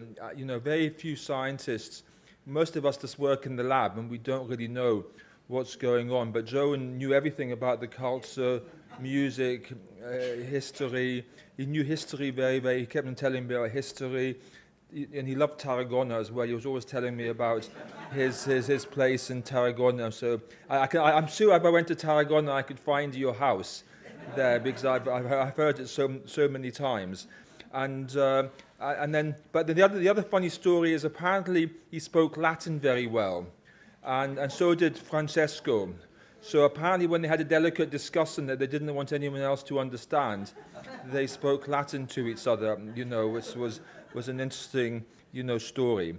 And then there's Gregory Petsko. So Gregory Petsko, for those of you who don't know, is one of the world's most famous neurologists. He works at Harvard. He does fantastic work in Alzheimer's disease and other neurodegenerative disorders. And and he was on the IUBMB at the time that Joan was there. And he has some very interesting memories there, from his time, and he says integrity, effectiveness, shared sense of humor, and, he viewed his presidency as a great success. The organization went from strength to strength during his time there, and he really made a big difference to the education of young scientists. And he was a sort of a really natural leader, governing with wisdom, consensus, and humanity. And then he also says that and I like this as well, because he says, thinking about the person, he was saying that, he remembers his mischievous, joyful smile. He has a rare blend of warmth, humor, quiet insight that made every encounter a pleasure. And that is true. Every time you met Joan, you came away happy, and you knew you were in the company of someone very special after every encounter. So, and we'll hear more about his contributions for Lafora disease, which, but he's really taken this disease to the level of which I think we're on the verge of a potential cure with some gene therapy, and there's a lot of excitement about this field. And if there is a cure for this condition, Joan will be, remembered as the key person in this, in this research field. And then Jordi Duran, who's talking later today, and and Matt Gentry wrote a very nice review in Tibbs, and everything I've just said that they highlighted very well in this article. But I think we've also heard about this crazy about biochemistry, this opening the doors of the IRB to school children. And I remember in the later years I was meeting with Joan. He spent a lot of time telling me how much time he was devoting to, mentoring school children, enabling them to participate in labs and the science. And I don't know, but I'm sure there'll be hundreds of children will have gone on to do science in Barcelona that would otherwise not have considered it. And then one more thing I think is really, really important, and I witnessed this being on the IRB SAB, was the interaction of Joan with Joan. They were both two incredible scientists, as everyone in this room knows. Joan Massacre did his PhD with Joan Guinovart. And they were very different people, but so complementary. I think their characters are completely distinct, but they worked together. It was like magic. In the SAB meeting, seeing the two work together, how they talked to each other, thought one had an idea, one had a complementary, and you had synergy. And the decisions were made better. Neither one by themselves might have been perfect, but the two together, it was quite extraordinary witnessing this. I don't think I've ever seen two people who are work so well together and so complementary, and obviously have such an incredible history. So I'm just coming to the end now. I just wanted to show you the last time I had a meeting with Joan was in March 2023, and we had a dinner with with Joan and also Alexander Newton, who's actually now the past president of the IUB and BC, was the president at the time. And we also brought along to the dinner Susan Taylor. She's a National Academy of Sciences member. She's one of the most famous researchers in the field of kinase biology that we work on. And this was the last dinner I had with Joan, and I actually, for some reason, took a video of a scientific discussion they had after the dinner. And I'm just going to play it. It's 1 minute long. There's so many traits in this video that emphasize that. See if it works. I'll play it and I'll just let you listen.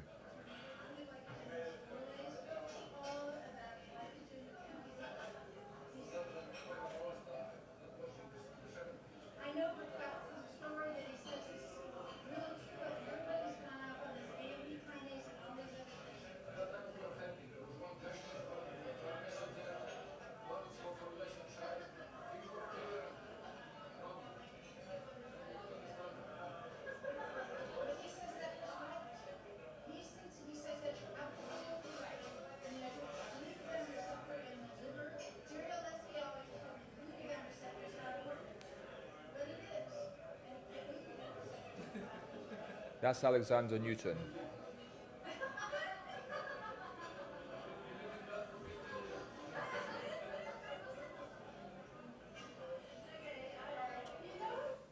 So I think you can see his mischievous smile, how happy he was. Although they're having heated discussion, it was done in humor. And everyone was relaxed and happy, and they were discussing. It was a wonderful way to have that sort of discussion, and it was a pleasure to be amongst them, you know, listening to this. And yeah, no, that brings out the best creativity and the best understanding. So, you know, it was just extraordinary. So I've just got a couple more photographs that I had that I didn't have time, places that I'll just go through. This is Joan in Brazil, and then this is one in Chile, and this is in Barcelona, and this one's in Jerusalem. You can see he's doing different things in different places, and you know, and every place he went to, I'm sure everyone who met him will have remembered that meeting and very fondly and learned something and come away inspired. This is one in Seoul. I think I've got 3 of them from this Seoul meeting. You know, and yeah, no, I know Ilona is a great friend of the family of Joan's, and I think, you know, she talks incredibly fondly of Joan and Rosa and the rest of the family, and then this, I like this photograph. It's very interesting. Yes, yeah, no, this is quite good. This is in Seoul. The next one is in Peru, and then the next one's in Malaysia. And I've got, this is in Malaysia again. And then the next one's in Shanghai. And then we're back to Malaysia. And the next one's in Miami. Yes, he liked this Miami Winter Symposium. So he was a really important, you know, advocate for this meeting. And that brings people, you can see, from all over the world to Miami to discuss science for a week. And it's a really beautiful, very famous conference. And then in 2021 he received the IUBMB Distinguished Service Award. You know, this is a very rare honor. Most presidents won't get this honor, so you know, I'm not sure any future president for a long time will get this award, but Joan definitely, you know, merits it. And then we had a special dinner after the award, which I think we discussed as well at the, you know, the coffee break in the lovely restaurant in Lisbon, and this was our last encounter, with me at least, in this meeting in Barcelona in 2023. So anyway, I hope I've been able to give you a feel for, you know, Joan's incredible contributions, and you know, I'm so fortunate to have had the opportunity to meet him and work with him, and you know, we will remember him forever. Thank you.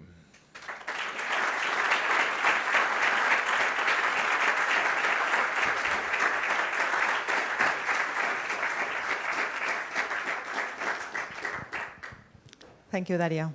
We are honored to have Dr. Kei Sakamoto, Vice Executive Director at Novo Nordisk Foundation Center for Basic Metabolic Research. He'll discuss the current state of... Thank you. He'll discuss the current state of glycogen research, the field that Joan loved and mastered. Thank you, Dr. Sakamoto. Okay, thank you so much. So it's a tremendous honor to be here to share my story with Joan, you know, together with loving family and colleagues, and also the friends. So, you know, I think as many people, that he made a major impact onto my research and career, you know, by being an exceptional, you know, role model, and also outstanding scientist and mentor people talked about, and then very generous, the collaborator and friend. So that today, actually, I'm going to talk about classic, basic research on glycogen metabolism that was inspired by Joan. So hopefully I can highlight his major contribution, and then how I could take over to develop his research into next generation. So that's what I want to do here today. So that's I first met Joan in 2008 in Belgium at the symposium honoring or celebrating, you know, the major achievements of a common friend called Lee Hu, who was going to retire from his position. So So that's at the garden party, I met Joan, and then we talked about casually, Japanese culture, etc. And then as soon as he knew I was working on glycogen, I could see his face changed. So he was delighted, and he was more engaging. And so that's, we continued to talk about this. And then after hours of discussion, chatting, and then he said, "Okay, you need to go to, you need to come to Barcelona, IRB, so I'm going to invite you." And that's he immediately did that. So that was my first, actually, encounter with Joan. So my first impression about Joan was that I think people talk about this already, that his actually love for science. That was overwhelming and driven by his strong passion and then pure curiosity. So that's, and then particularly on a molecule called glycogen, which is relatively simple molecule and chain form of glucose for storage, and the reservoir, actually involves to energy stress, like fasting, for example. So that's, he is obsessed, as you know, about glycogen, and so that's, we share actually a lot of common interest to move on. So that I think people who know actually Joan, that's he had analogy, talking about the importance of glycogen. So that's if you can control glycogen well, glycogen is good guy. But if glycogen is not well controlled, it can be a bad or an ugly guy. So that's the first lesson he had to many people is that maintenance of glycogen control is fundamental, instrumental for your health. That is a key message I want to convey today. So that's, he invited me actually 2009 to here, so I could retrieve all my talks. So that this was my title, that I was in Dundee as a junior group leader. So you can see that this is nearly identical to what I'm talking about today. So that's, so that was actually first thing. I wanted to impress Joan and also his colleagues. So that's, actually I asked my friends from Barcelona, and then I worked very hard to practice my, Catalan and to do my introduction. And as you could see here, that I described Joan as a god of glycogen synthesis, and he was very happy. And then he treated me as a prince afterwards. So that's a good relationship. So then he invited me back a few years later to, give some update. And then I started collaboration with Joan because we had so much common interest. So that's, I was also so much impressed, by Joan regarding his hospitality. He's a busy man, director of the IRB and the president of everything in the world. So, but he could still spend time, someone like junior group leader myself, took me out to the dinner, to the restaurant. So I think I remember at least 4 times he took me to dinner. And 3 out of 4, it was this restaurant called Shunka, or a brunch restaurant called Koi Shunka. So he was very proud that there is a fine, authentic Japanese restaurant in Barcelona. And either he wanted to go there, or he really wanted to treat me nice Japanese food. So I don't know whichever, but I think it was his hospitality. And it was actually really authentic restaurant. And then I actually did a Google search recently, and then now it is a Michelin-guided restaurant. So anyone who haven't been there, I suggest you go to eat some Japanese food. So this is my memorable place. And then so he asked actually the owner chef, what shunka mean? And because I think I was also a bit, confused because there are many meetings in Japanese for shunka. So it's a seasonable aroma or intense seasonable flavors. And then koi means 3 things in Japan. One is fish carp. Second one is love. And third one is intense or concentration. So I was hoping it's love because that represents Joan, but unfortunately it was intense, kind of flavor. So that's what koi means. So if you know why actually this means in terms of koi shunka. So that's, I started, I wanted to share my story. That's my passion to science started as a PhD trainee in Boston at Joslin Diabetes Center. So Elliot Joslin is the first physician specialized in diabetes. So at the time of his actually period, there was no cure or medication to diabetes. So the key things for the patient was to manage blood sugar levels by diet and exercise and later on insulin. So you can see 3 forces. So that's a key aspect of your life to moving forward with diabetes to control these 12 forces. So that was a message I could. And then I was working with Lori Gutierrez, who was my PhD advisor. And then Lori's lab was interested in how exercise control blood sugar levels in people with diabetes. So that's my interest actually went into understanding molecular control of diet, exercise, insulin. So that's I wanted to pursue actually cellular communication to actually control glucose glycogen metabolism. So that's so I was fascinated by a communication tool called a chemical modification called protein phosphorylation. So this was discovered by two actually prominent scholars, Ed Krebs and Ed Fisher, back in 1950s. So that's who actually awarded Nobel Prize through discovery, and then this was like 92. So it's a simple chemical reaction, actually adding or removing a phosphate onto a protein that rapidly changes the function of the protein in almost all biological processes in our body. So this is a fascinating actually way to control. So that's I wanted to study this in deeper. So I joined the MLC protein phosphorylation unit in Dundee, and then I started as a postdoc with LSE, who was former speaker.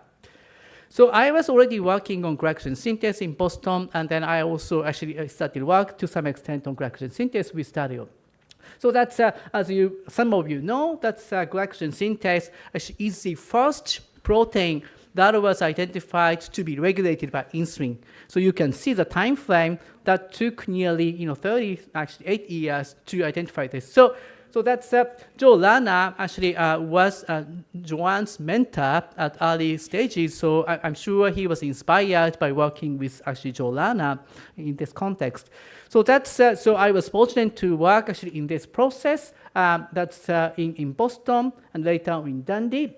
So you can see the time frame from 21 discovery of the insulin to 95 for the discovery of the key enzyme that control actually glycogen synthase. And Boston group started from the actually receptor, meaning the insulin is in the circulation, bind to the receptor, which initiates the communication in the cells through recruiting a protein called IS, and then activate an enzyme called lipid kinase, PI3 kinase, which generates specific lipids at the membrane. So this is something called second messenger. So insulin is now chemical message as a PIP3. So, and then Philip Cohen, that started from at the end, identifying this glycogen synthase kinase as a regulator. Later on, this PKB-AKT, that's regulate GSK3, and Dario made a seminal the identification how repeat can regulate this cascade through identifying PDK1. So now we have these pieces from Boston, actually a group and then Dundee group working together to solve these important puzzles. So it's a beautiful pieces of the work. That's finally we know how insulin can control glycogen synthase. However, this was done mainly in cell system, not in our human body or tissues. So that's Dario wanted to do proof of concept using animals to see if this is really happening in our body. So that's why I joined Dario's group. So that's there's a talented PhD student called Ed McManus. So that's he made animal model genetically modifying this GSK3 that cannot be regulated by insulin. So even there is a message and then this PKB is activated so that this protein cannot be responded. So this means the glycogen synthase cannot be activated. So this was hypothesis. So I got the owner to do the experiment. So I injected the animals with insulin and then actually got the muscle. So and then analyzed biochemically. So what I wanted to see is that this is normal wild-type animals in the basal state, and then insulin activated this glycogen synthase. But however, if you have a mutation that cannot be regulated by insulin, then there was no activation.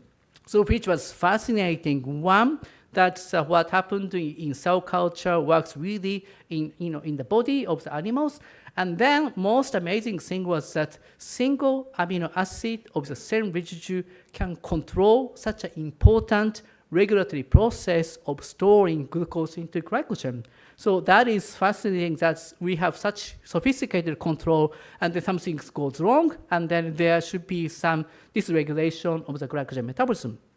So that's Dario and Philip are of course happy as a postdoc and then, but I think there was puzzling results. So that the glycogen content in fat animals in muscle are totally similar between wild type and knock-in animals. So that it could be the case, glycogen levels needs to be maintained at a steady level, so that it could be just compensation of these genetically modified animals. So that's, but I wanted to pursue this further when I became independent group leader. So that's, this was my first project for the PhD. Student. So that's what I did was that, so you can look at the synthesis of glycogen by radioactive glucose, meaning is that glycogen can be incorporated into glycogen, so you can trace how much radioactivity is formulated in the glycogen. So we extract the muscle, incubate these in a chamber, minus plus insulin, and we can look at this labeled glucose into glycogen. So in the absence of insulin, there is no difference between wild type and knock-in animals. And then, astonishingly, if you have insulin and then both animals actually stimulate your synthesis at the same level, that is very difficult to reconcile because, as you show, glycogen synthase was not activated. So it was very difficult to puzzle for solve. So I did a research, and I found papers from Joan back in '86, and then also beautifully summarized his work in '97. You can see this glucose, actually analog called glucose 6-phosphate or G6P, that is a key regulator of the glycogen synthase. So that is Joan's actually major work and hypothesis. So I show some scheme from his paper. So what happened is that, so insulin is known to stimulate glucose uptake through translating this glucose transport to the membrane, so glucose gets in. And then once glucose is in, the glucose is modified to form something called G6P. So that can serve as a precursor or a substrate to make a glycogen. At the same time, this G6P can directly bind to GS and activate the enzyme. So it makes sense because GS is actually monitoring level of the glucose in muscle cells. And then when it accumulates, it actually stores as a glycogen. So it theoretically makes sense. And then Joan actually concluded here that G6P actually may account for the activation of the glycogen. So he's a very humble person, even he had very strong data, but also it was cell culture data, so that's he concluded it may. So there was no still validation in animals. So that's I wanted to actually spend time to really actually work on this actually program. So that's so what I came up is that I showed the animals that has a mutation that cannot be controlled by insulin through this phosphorylation. So now Joan proposed this molecule G6P that is a key regulator that binds.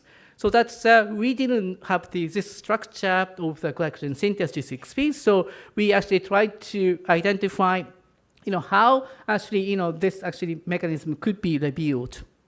So that's this is my first PhD student, Mikhail Boskila. So Peter Roach initially already suggested there are clusters of amino acid called arginine that has a positive charge. So glucose 6-phosphate is negative charge. So this is actually a reaction negative positive to something called glucose 6-phosphate pocket. So that was a hypothesis. This is conserved across different species. So that's what Mikhail did was to mutate every single with a combination double, triple to see which arginine residues are important for binding and then also activation of glycogen synthase by G6P. So after half a year of work, she identified arginine 582 to alanine mutation is stably expressed, but could not be activated by G6P. But I think this mutation can still normally function to regulate the enzyme activity and by phosphorylation. So with this basis, we made the animals models. So that's later on, there's a crystal structure with a G6P to validate that this residues, arginine is important for interaction to a glycogen synthase. So that's here now, actually we made these mutant animals, so that cannot be activated by G6P now. So that's so this is a summary of 3 years of work of the entire PhD in a slide. So that's what we are doing is that, as I showed, we could measure glycogen synthesis by radioactive glucose minus plus insulin, as I already showed. This phosphodeficient GSK3 knocking, the insulin can normally synthesize glycogen in muscle. However, when you introduce mutation that cannot bind to G6P, then you have massive reduction of the glycogen synthesis in both basal and insulin-stimulated cells. And so I further went on to make triple knocking, meaning these animals do not have control by phosphorylation by G6P, and then also carry this mutation that cannot bind. So you have further reduction, meaning GSK3 have some role to play in control of the glycogen synthesis. So that's what actually I showed here with the inspiration by Joan, is that so this beautiful signaling story is resolved through phosphorylation to control insulin-mediated glycogen synthesis. However, there is additional factor, that is glucose, that can directly regulate through G6P to actually make glycogen. That's exactly Joan proposed back in '86, and then I was able to use a bit more modern scientific technique. So that also gave me the opportunity to actually establish my own strategy and niche to actually follow, Joan's actually key aspects of research. So after that, so I collaborated with Joan, as you could see. That's so he had also expertise in the liver. So that's we are able to actually show this G6P mechanism operates in liver cells as well. So which was quite fruitful to welcome Joan afterwards. So, and then I actually decided to move to Lausanne, Switzerland as a department head of diabetes there, because Nestlé developed a major biomedicine organization at the campus of EPFL. So that's I moved there, and then of course, for Nestlé, we need to do something that potentially provides some opportunity for Nestlé to develop some food. So that's I worked more onto this protein kinase called LKB1 or AMPK that control hepatic gluconeogenesis or glucose homeostasis. So even actually I worked on different subjects, Joan was still terribly kind enough to actually bring me back to IRB. So these are the slides actually, and then the talk I gave here in 2003.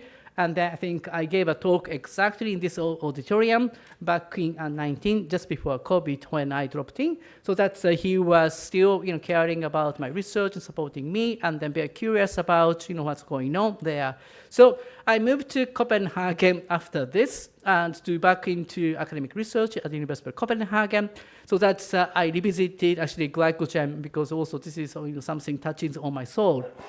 So that's I even tackled on a much more ancient issue, which is the control of glycogen degradation or utilization. So during exercise, glycogen is degraded to glucose to support your energy. So that's how it works. So this is actually mechanism is initially actually proposed by Ed Fisher and Krebs. So that was the basis of Nobel Prize. So they're working on this enzyme called POHM1.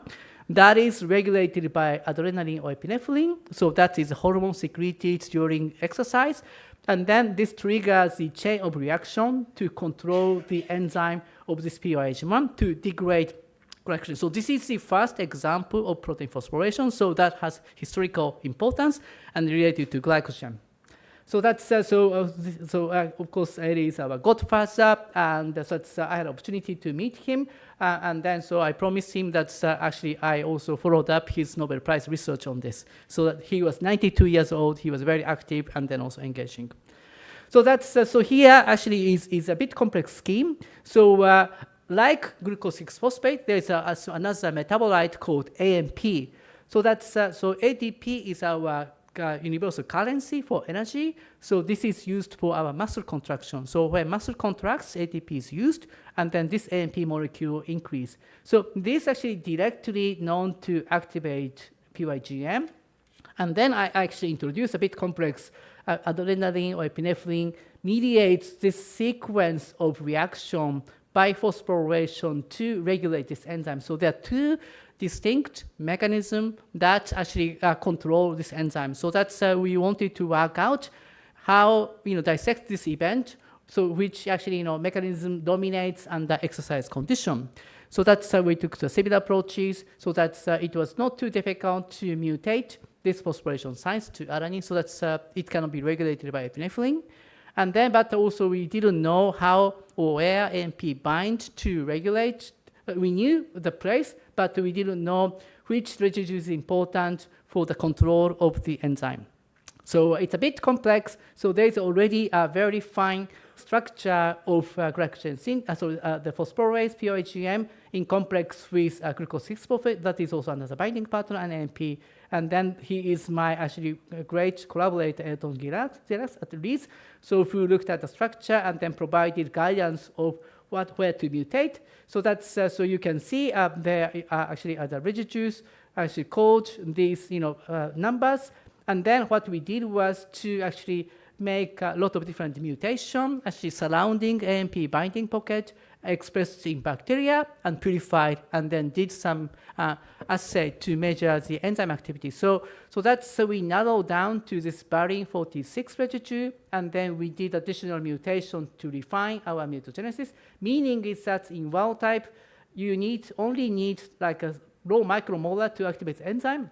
However, when you mutate this, and then you actually change the kinetic, meaning is that you need millimolar of AMP. That doesn't happen in our body to be able to. So that's with this basis, we actually also had a structure that have normal binding of G6P that is not relevant to AMP, but actually lose the affinity to AMP.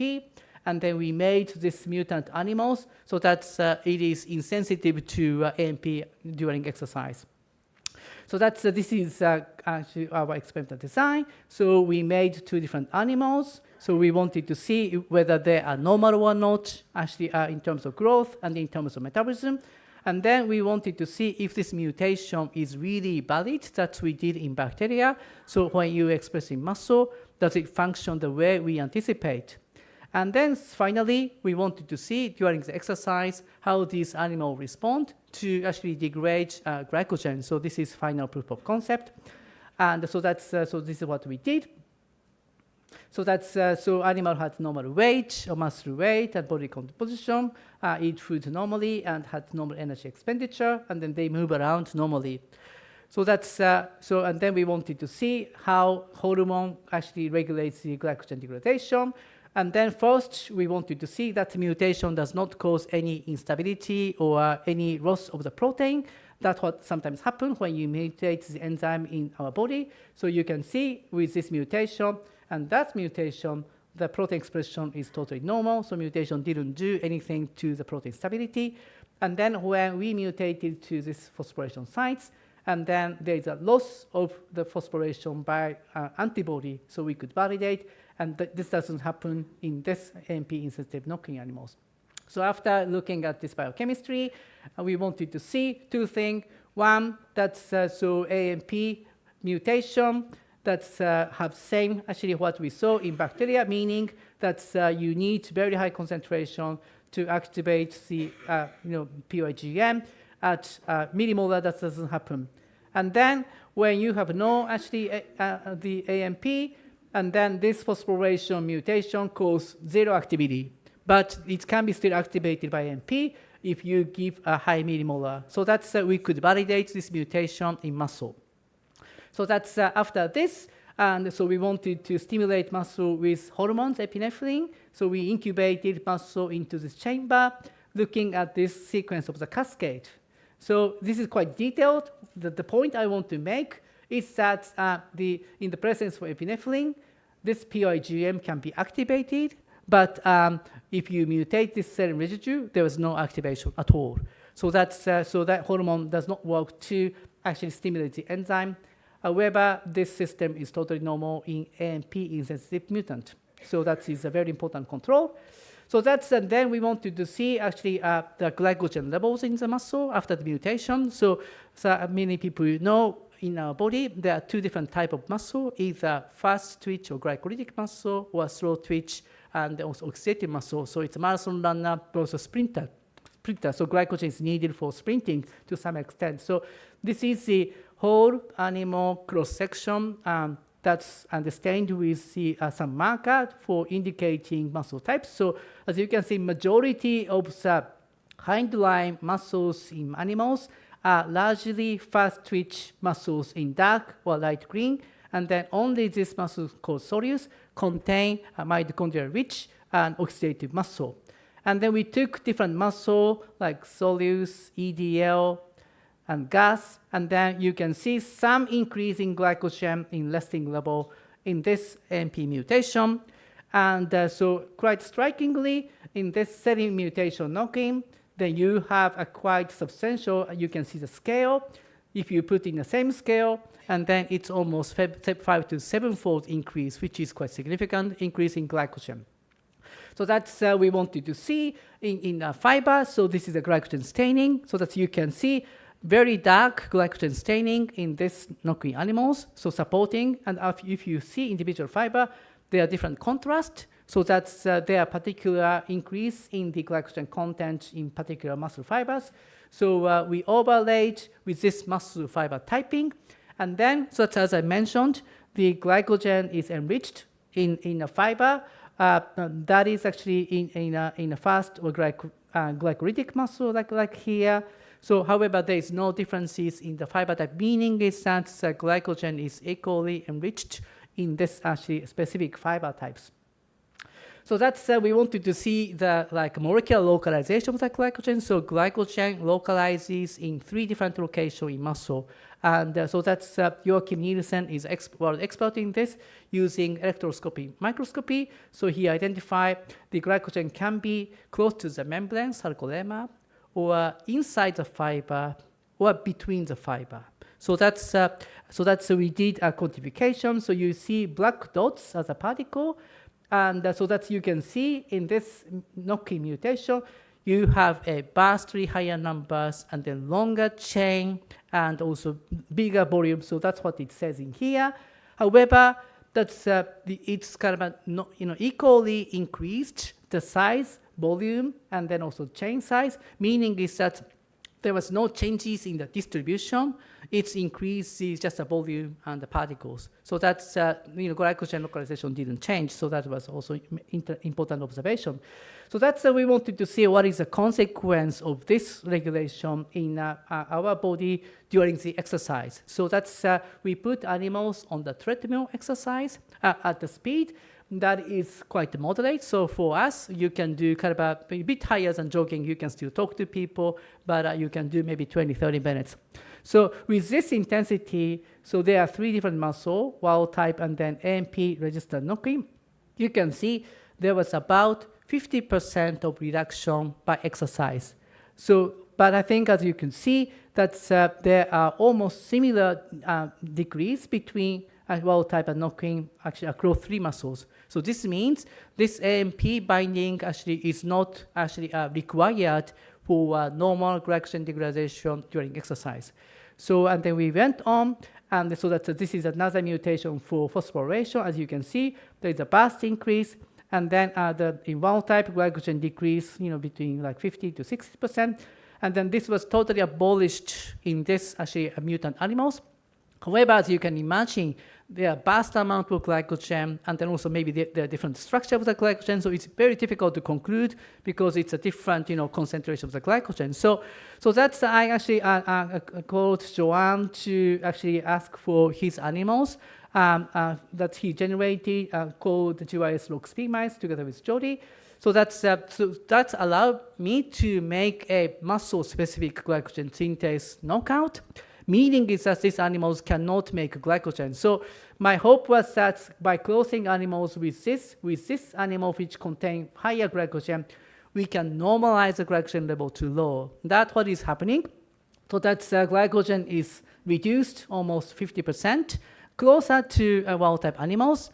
But during exercise, then these animals still cannot or could not, degrade glycogen. So this means that it was not just amount of glycogen. So this mutation or phosphorylation is important for degrading glycogen during exercise. So that was the current message. And then so we are now working on using glucose tracer or other tracer. So when glycogen cannot be degraded, what is the other nutrient actually like glucose or fatty acid for animals to use to understand how energy is used during exercise, under this condition. So that's what I talked about today is 2 elements. That's actually I initiated glycogen synthesis inspired by glycogen. So that's after actually understanding protein phosphorylation cascade.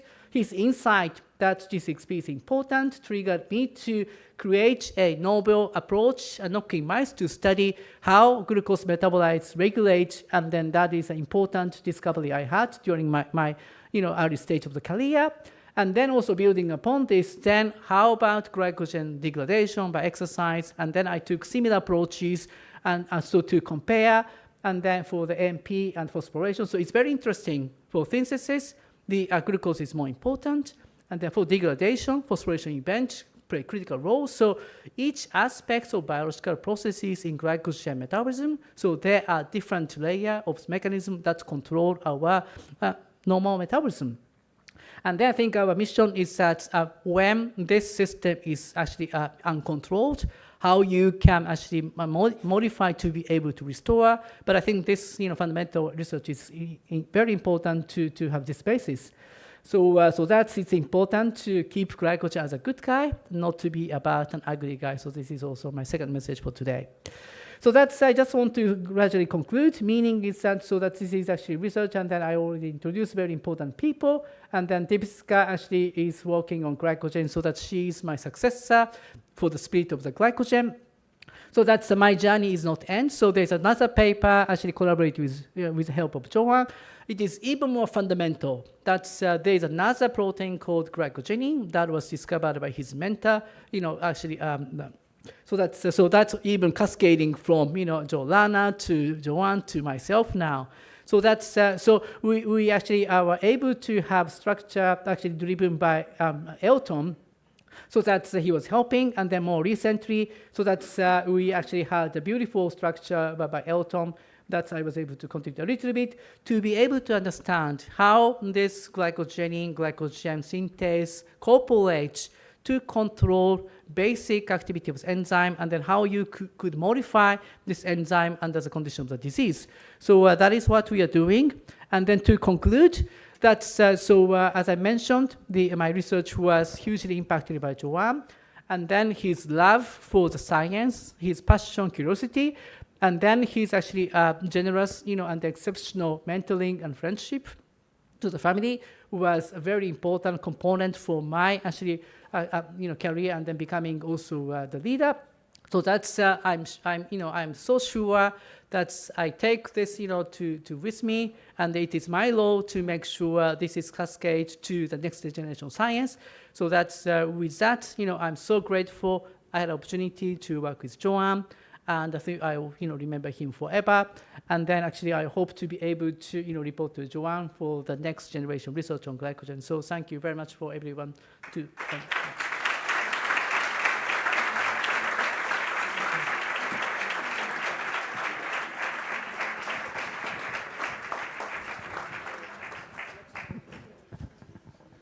Thanks so much, Kay, for illustrating how beautiful glycogen metabolism is.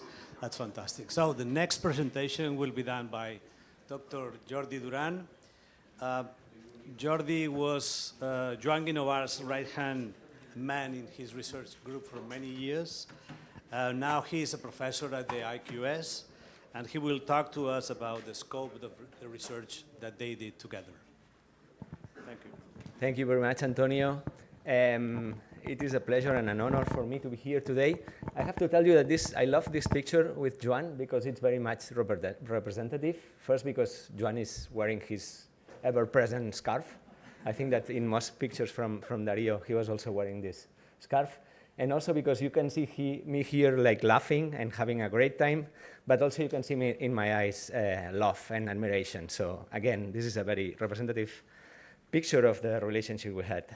So I base my presentation on the discoveries we made in the lab regarding, or Joan made in his lab regarding brain glycogen. So I thought that it was a good idea to borrow a title from one of, so this is the title of the presentation. And for the title, I thought it was a good idea to go over his past presentations, borrow a title from one of those presentations. So I chose this presentation from 2019. Actually, Dario mentioned this meeting in Kuala Lumpur in 2018. And looking for info about this meeting, I was very happy to find this picture of him actually giving that talk in Kuala Lumpur. And also this picture from him attending to the talks, again, with the scarf, as always. So I'm going to tell you briefly how Lafora disease represented a window for Joan into brain glycogen metabolism. Because when you think about glycogen, and Kay has presented many of the contributions that Joan did to the field of glycogen metabolism. When you think about glycogen, historically, you would think about liver or skeletal muscle, as most of Kay's work has been based on. But in other tissues, there is glycogen too, and in the brain, we don't have much glycogen, 0.1% compared to 1% in the muscle, 10%, up to 10% in the liver. But so for that reason, maybe, for the reason that there is very little amount of glycogen, the role of glycogen in the brain was completely overlooked for many years. But then Joan, of course, had been working in glycogen for years, but then he became aware of this disease, this Lafora disease. This is not a rare, but an ultra-rare disease. So this affects very few people in the world. Maybe the prevalence could be around 1 in every million people. And this is a very dramatic and severe disease. So it's a disease that affects children, and that sadly it results in death 5 to 10 years after the onset. So these children are normal. They don't have this symptom, any sign, but then eventually they start developing seizures. So it starts as a progressive myoclonic epilepsy, but then they have a very rapid progressive neurodegeneration that sadly, again, leads them to die in 5 to 10 years after the onset. And what does this have to do with glycogen? Well, the thing is that, let's say the hallmark of the disease is that the tissues of these patients, in particular the nervous tissue of these patients, accumulate this past staining stains glycogen, as Kay has already shown. And all this pink or purple, I'm colorblind. This is something that I also shared with Joan. He was also colorblind. So this, I don't know, pink, purple, whatever, these aggregates that you see here should not be in a normal brain. So the tissues, in particular the brains of these patients, accumulate glycogen aggregates. So they accumulate too much glycogen. And you already see here that I say neurons, and heart, muscle, other tissues. But I say here neurons because this is what was in the field, was thought in the field when Joan started working on Lafora disease. This disease is caused by mutations in 2 different genes, so it's a particular case in which a genetic disease that is caused by mutations in 2 different genes. Mutations in one or the other give the exact same disease. These genes are called marin and laforin.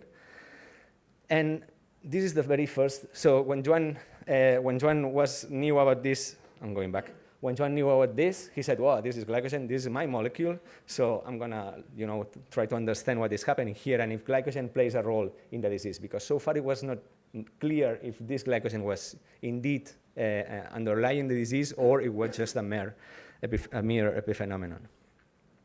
So this is the very first article that Joan published regarding Lafora disease. This was the work by David Vilchez. I was not even in the lab still.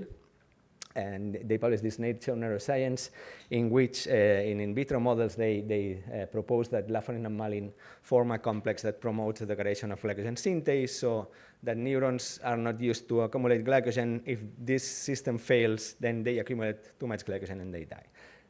Now we know that things are much more complicated than that, but at least this was the first, let's say, step of Joan into the Lafora field. So Joan wanted to move forward from that and to understand more about glycogen and Lafora disease. So he wanted to move that to in vivo models, and that's when I came in the lab to generate these models. So one of the first models or the first articles and models that we generated was this, in which we made these animals. Is this the pointer? Yes. We made these animals in which we can make any cell type of these animals accumulate a lot of glycogen. So in this case, for instance, we generated several animal models with this strategy. But for instance, in this one, we made Purkinje neurons, some neurons of the cerebellum accumulate glycogen, and we saw that how these neurons were progressively dying. So this Calvin staining stains these neurons. You can see that they progressively die. These are the days of the mice. So you can see here the quantification. So this paper that, by the way, we did in collaboration with the lab of Marco, Marco Milan, these neurons were progressively dying. So demonstrating that indeed accumulating too much glycogen can induce neuronal loss, right? So this was the first demonstration in vivo. And this is the paper that we published in 2012. But this was only an indirect demonstration. So what we did next is we generated a Malin knockout mouse. So as a model of the disease, we generated a Malin knockout. We could have generated a Laforin knockout. It would have been the same. Actually, other groups later on generated Laforin knockouts, but we generated a Malin knockout. And we combined it with our glycogen synthase knockout. Kay has already presented this model. And again, this was a conditional model in which we can delete glycogen synthase in any cell type. So we generated mice that don't have glycogen in the brain. And we combined both of them to say what happens to a model of the disease if they cannot accumulate glycogen in the brain, right? So this is what we found. So of course, in control animals, we don't have Lafora bodies. In Malin knockouts, we have the brain, in particular some regions like the hippocampus, completely full of these aggregates of this glycogen, of these Lafora bodies. And of course, if we knock out glycogen synthase, since these animals cannot synthesize glycogen, they don't have Lafora bodies, right? So what happens then with the disease? So what we saw is many different things, but basically, for instance, these neuroinflammation markers, IBO1 and GFAP, that are greatly increased in the Malin knockouts, indicating that these animals have neuroinflammation and neurodegeneration. In the double knockouts were completely restored, back to normal.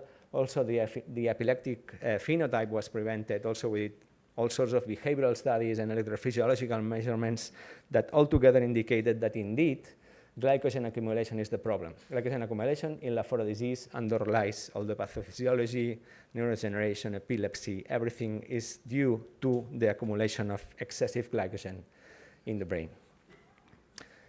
So, and this is the paper that we published in 2014. So I'm saying brain, and I've told you that this, what we found in the literature was what this aggregates. This is glycogen synthase immunostaining. So again, these brown things that we see here would not be in a normal brain.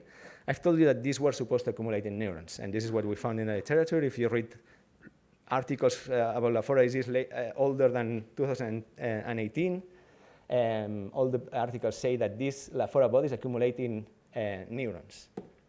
But then, of course, as you know, we not only have neurons in the brain, we have other cell types. And we, with Joan, found this very, very weird, that neurons were accumulating Lafora bodies and not astrocytes, for instance, because we know that in the brain, most glycogen is stored in astrocytes, actually. So Joan thought, how come this is only present in neurons?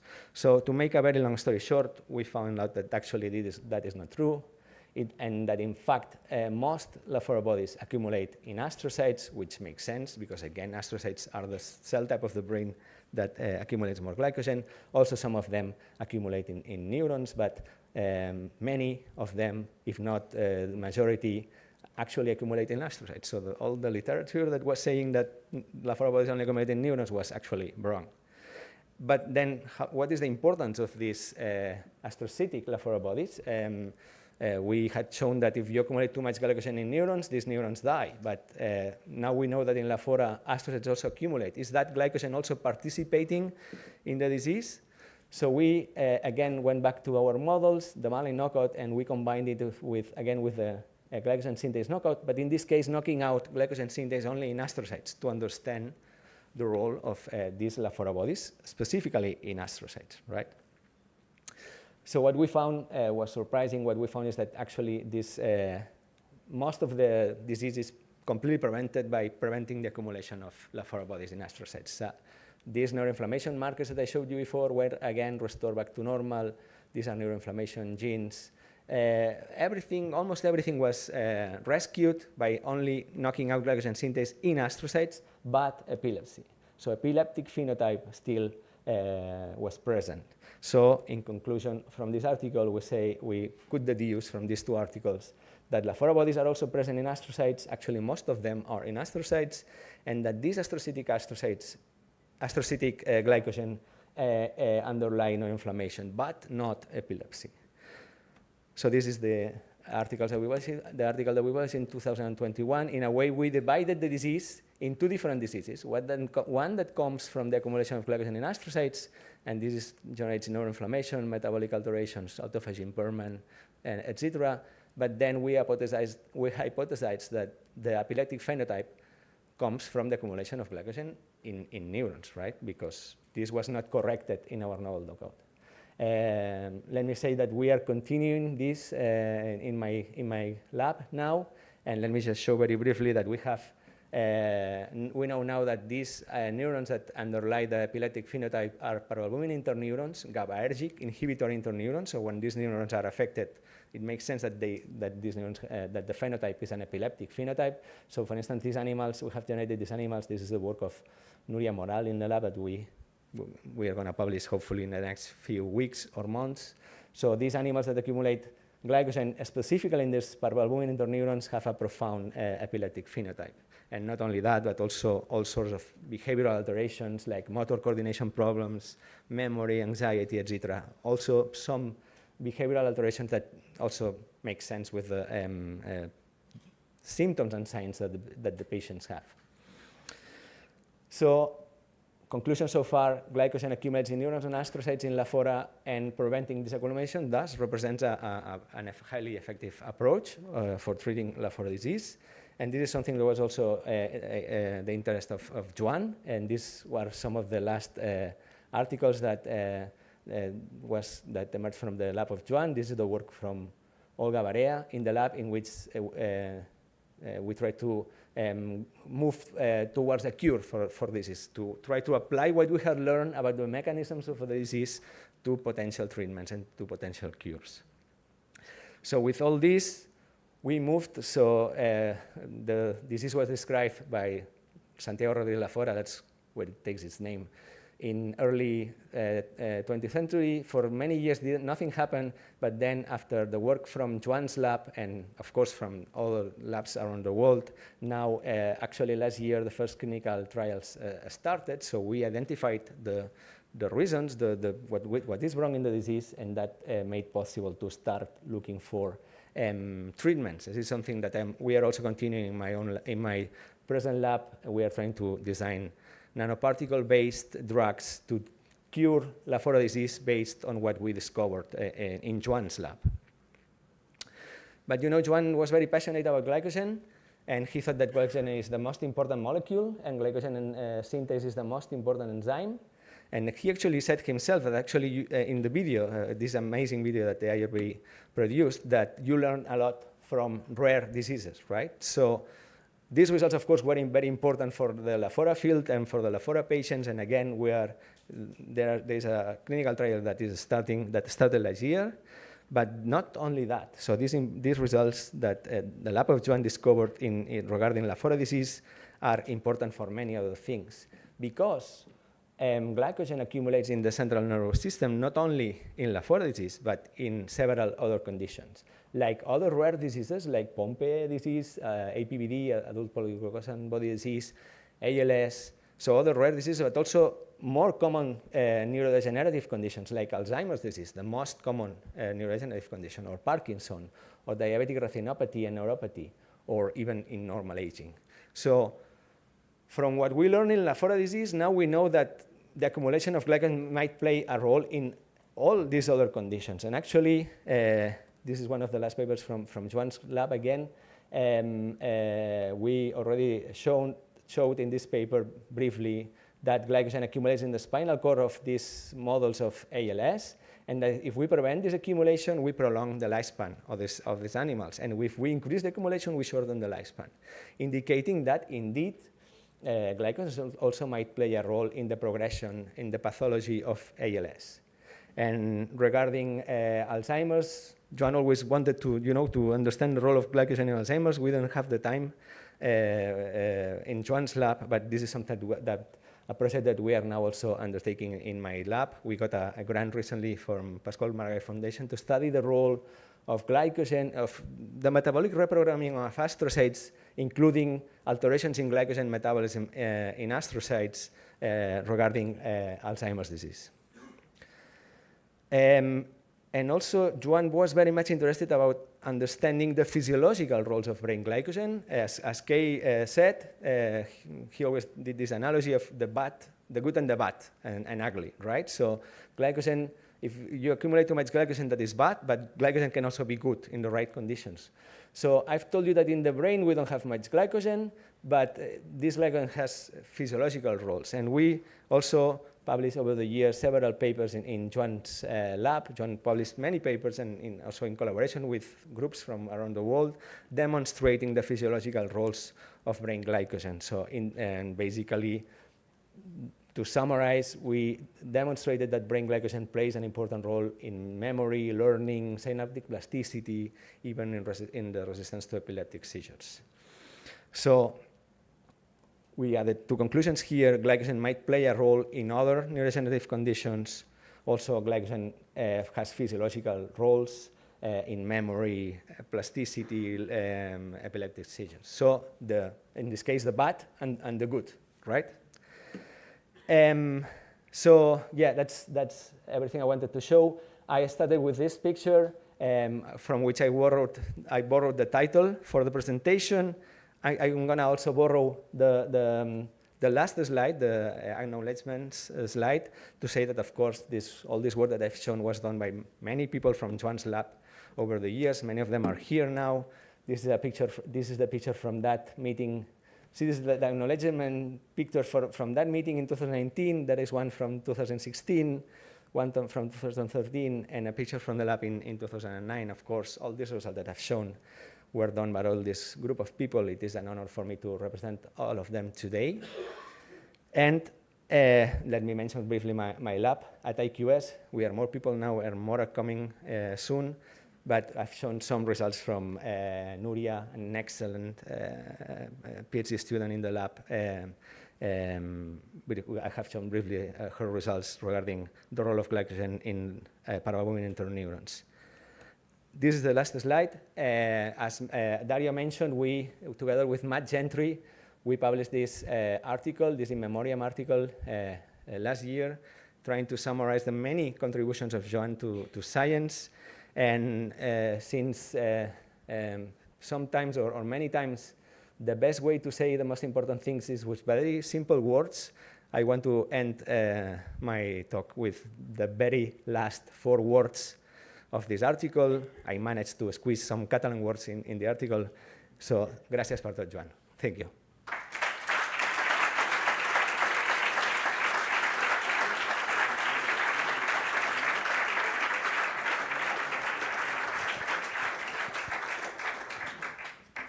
Moltes gràcies, Jordi.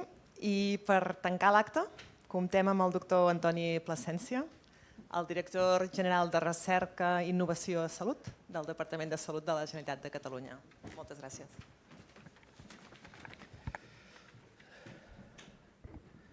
Bon dia a tothom. Buenos días. Good morning.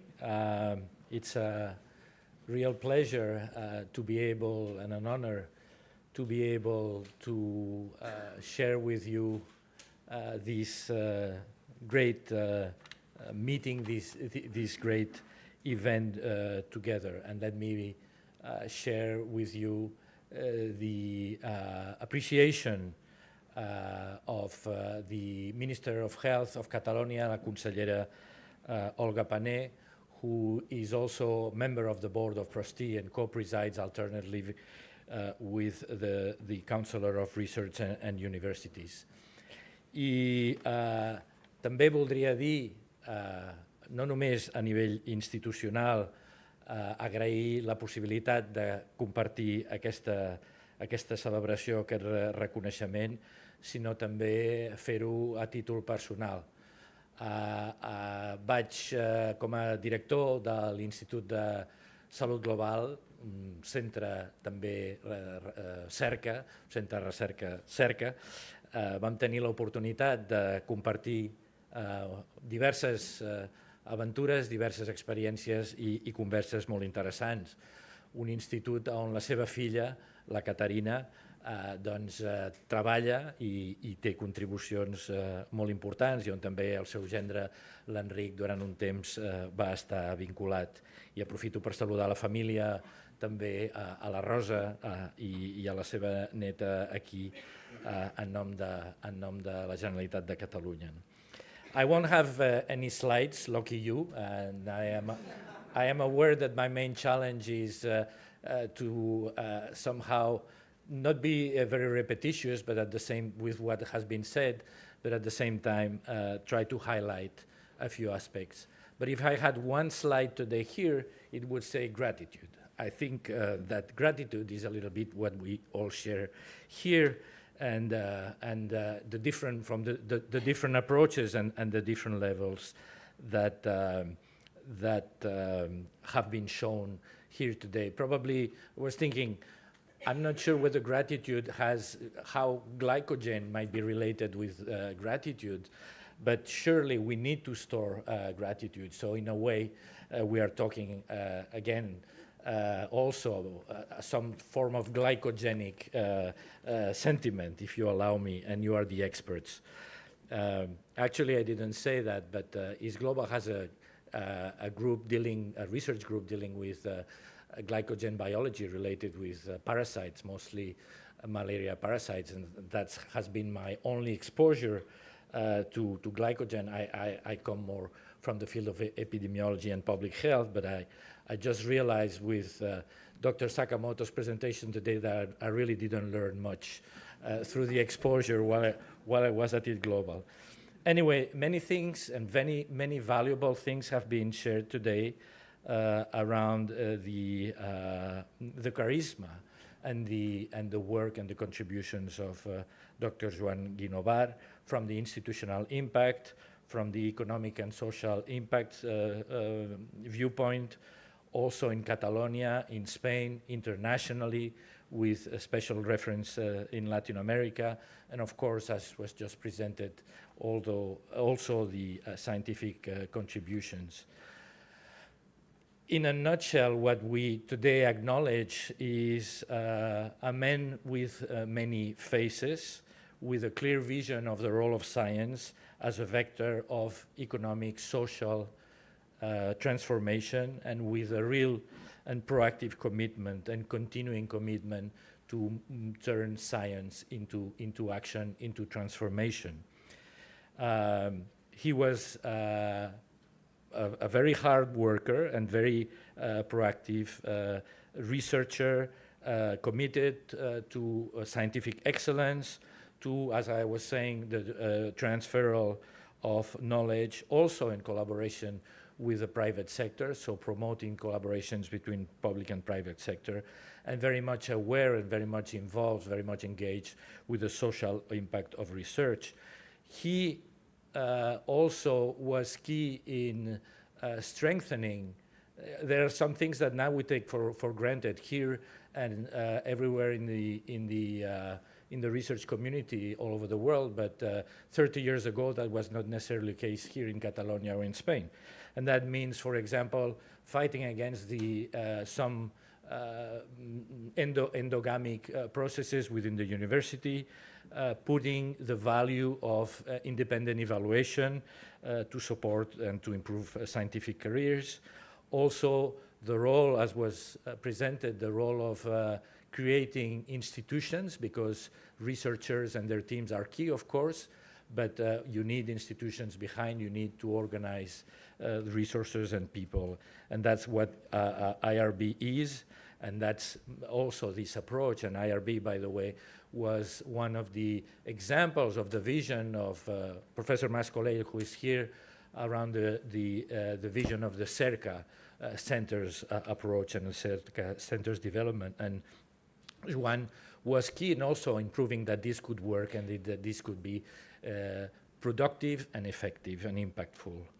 And as was shown also, training has been key, was a key engagement of him from primary school to secondary to the university, and of course to graduate students, and basically committed to introducing what we say in Catalan, introduir el cuc, to introduce the parasite, to introduce the worm in the good sense of the interest for research and for scientific engagement.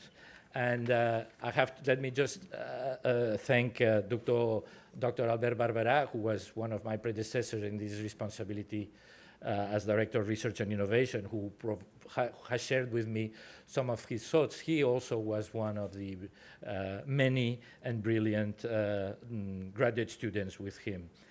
And we also need to learn and to bear in mind this commitment with communication, because the way, if science wants to hold, it needs to get support from society, and that's the bridges. Communication is the bridge, or one of the bridges, definitely, between the research and innovation ecosystem and society. And at the end of the day, we need the support, the engagement, the understanding, and the complicity, if I may say, of society with sciences. With science, and also with sciences. And again, another aspect to highlight is this engagement with scientific societies, as was shown a little bit earlier, with all his masterful, I should say, and proactive initiatives to precisely do something that is key, which is connecting.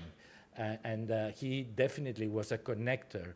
So not only somebody with a vision and somebody with a scientific approach to knowledge, but also somebody who understood that you need, for science, but also for transformation, for science implementation or application, you need this role of connection with the different societies, including like COSTE, as was also very interestingly presented earlier. So all these things, as I was saying, we may now take them maybe for granted, but they shouldn't be taken for granted, because the system is much more fragile and much more somehow full of uncertainties. But what Joan definitely did is to generate trust and to generate tangible knowledge and tangible transformation. So he was not only a visionary, but also he was a constructor, he was a builder. And that's definitely one of the characteristics that I think we all share and we all acknowledge. Anybody who has met him, not only working with him, but interacting with him in different meetings, I'm sure we all have memories, we all have anecdotes, we all have specific experiences that are in our mind. And I think that what was shared also here is this sense of nearness, of proximity, his sympathy, his ingenuity also with humor, but also his assertiveness, with a broad but deep glance or vision, without losing contact with the realities of everyday life and the challenges of science and its implication. And I hope that each of us, if we can bring back home one of these many features, one of these many traits that we have been sharing today, I think it will be definitely, Joan would definitely be very proud and very happy with this.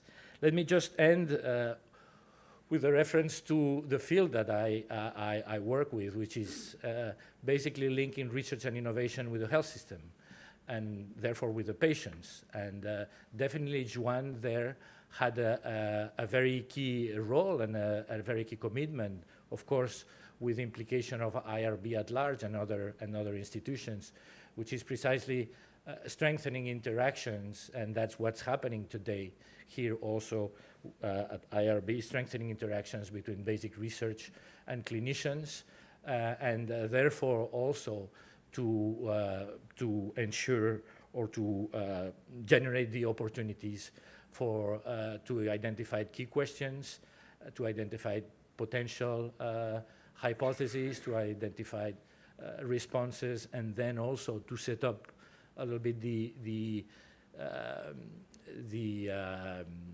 el caldo de cultivo, sorry, because I'm translating from one thing to the other, but anyway, the environment and the conditions for change, for application of knowledges. Anyway, so I think the health system in Catalonia and in Spain, which by the way is a well-acknowledged and well-appreciated health system, definitely needs to acknowledge his contributions and of the colleagues that have worked with him. And talking about health, we say that health is that thing that we only know what it is once we have lost health. We have lost Joan, but I think clearly his life, his work, his contributions, his legacy in all of us here, in all of you here, are present. He knew that and will be present in all of us. And that's especially valuable in these times of somehow scientific denial, in these times of, we could say, obscureness, or some obscureness. And the optimists say that obscurity is not so bad because it can allow you to see the stars. So in a way, maybe it's true, and definitely Joan was a star that we all have in mind. Thank you very much.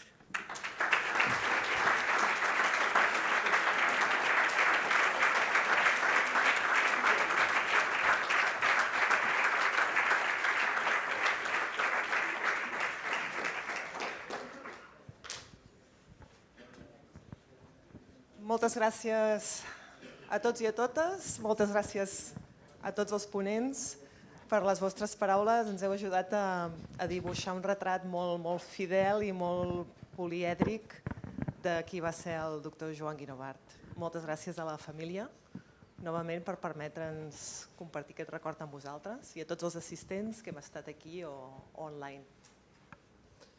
To our international guests and speakers, thank you very much also for sharing such moving insights into Joan's life and work. And as it was mentioned several times through the sessions, Joan truly thrived on the informal exchange of ideas, and he believed that the best scientific insights often happen outside the lab. And because of that, we would like to invite you to have some refreshments outside and to have some finger lunch. Efectivament, en Joan sempre gaudia d'aquesta conversa distesa. Per tant, efectivament, us convidem a seguir compartint aquests records i aquestes anècdotes. A mi m'ha agradat molt aquest comentari que en Joan apretava i que segueix apretant, i segurament és el seu llegat, no? Que ens apreti a cadascú de nosaltres a fer millor ciència, a ser millors professionals, a ser millors persones. I en nom de tots, immensa gratitud pel Joan. Thank you all for being here.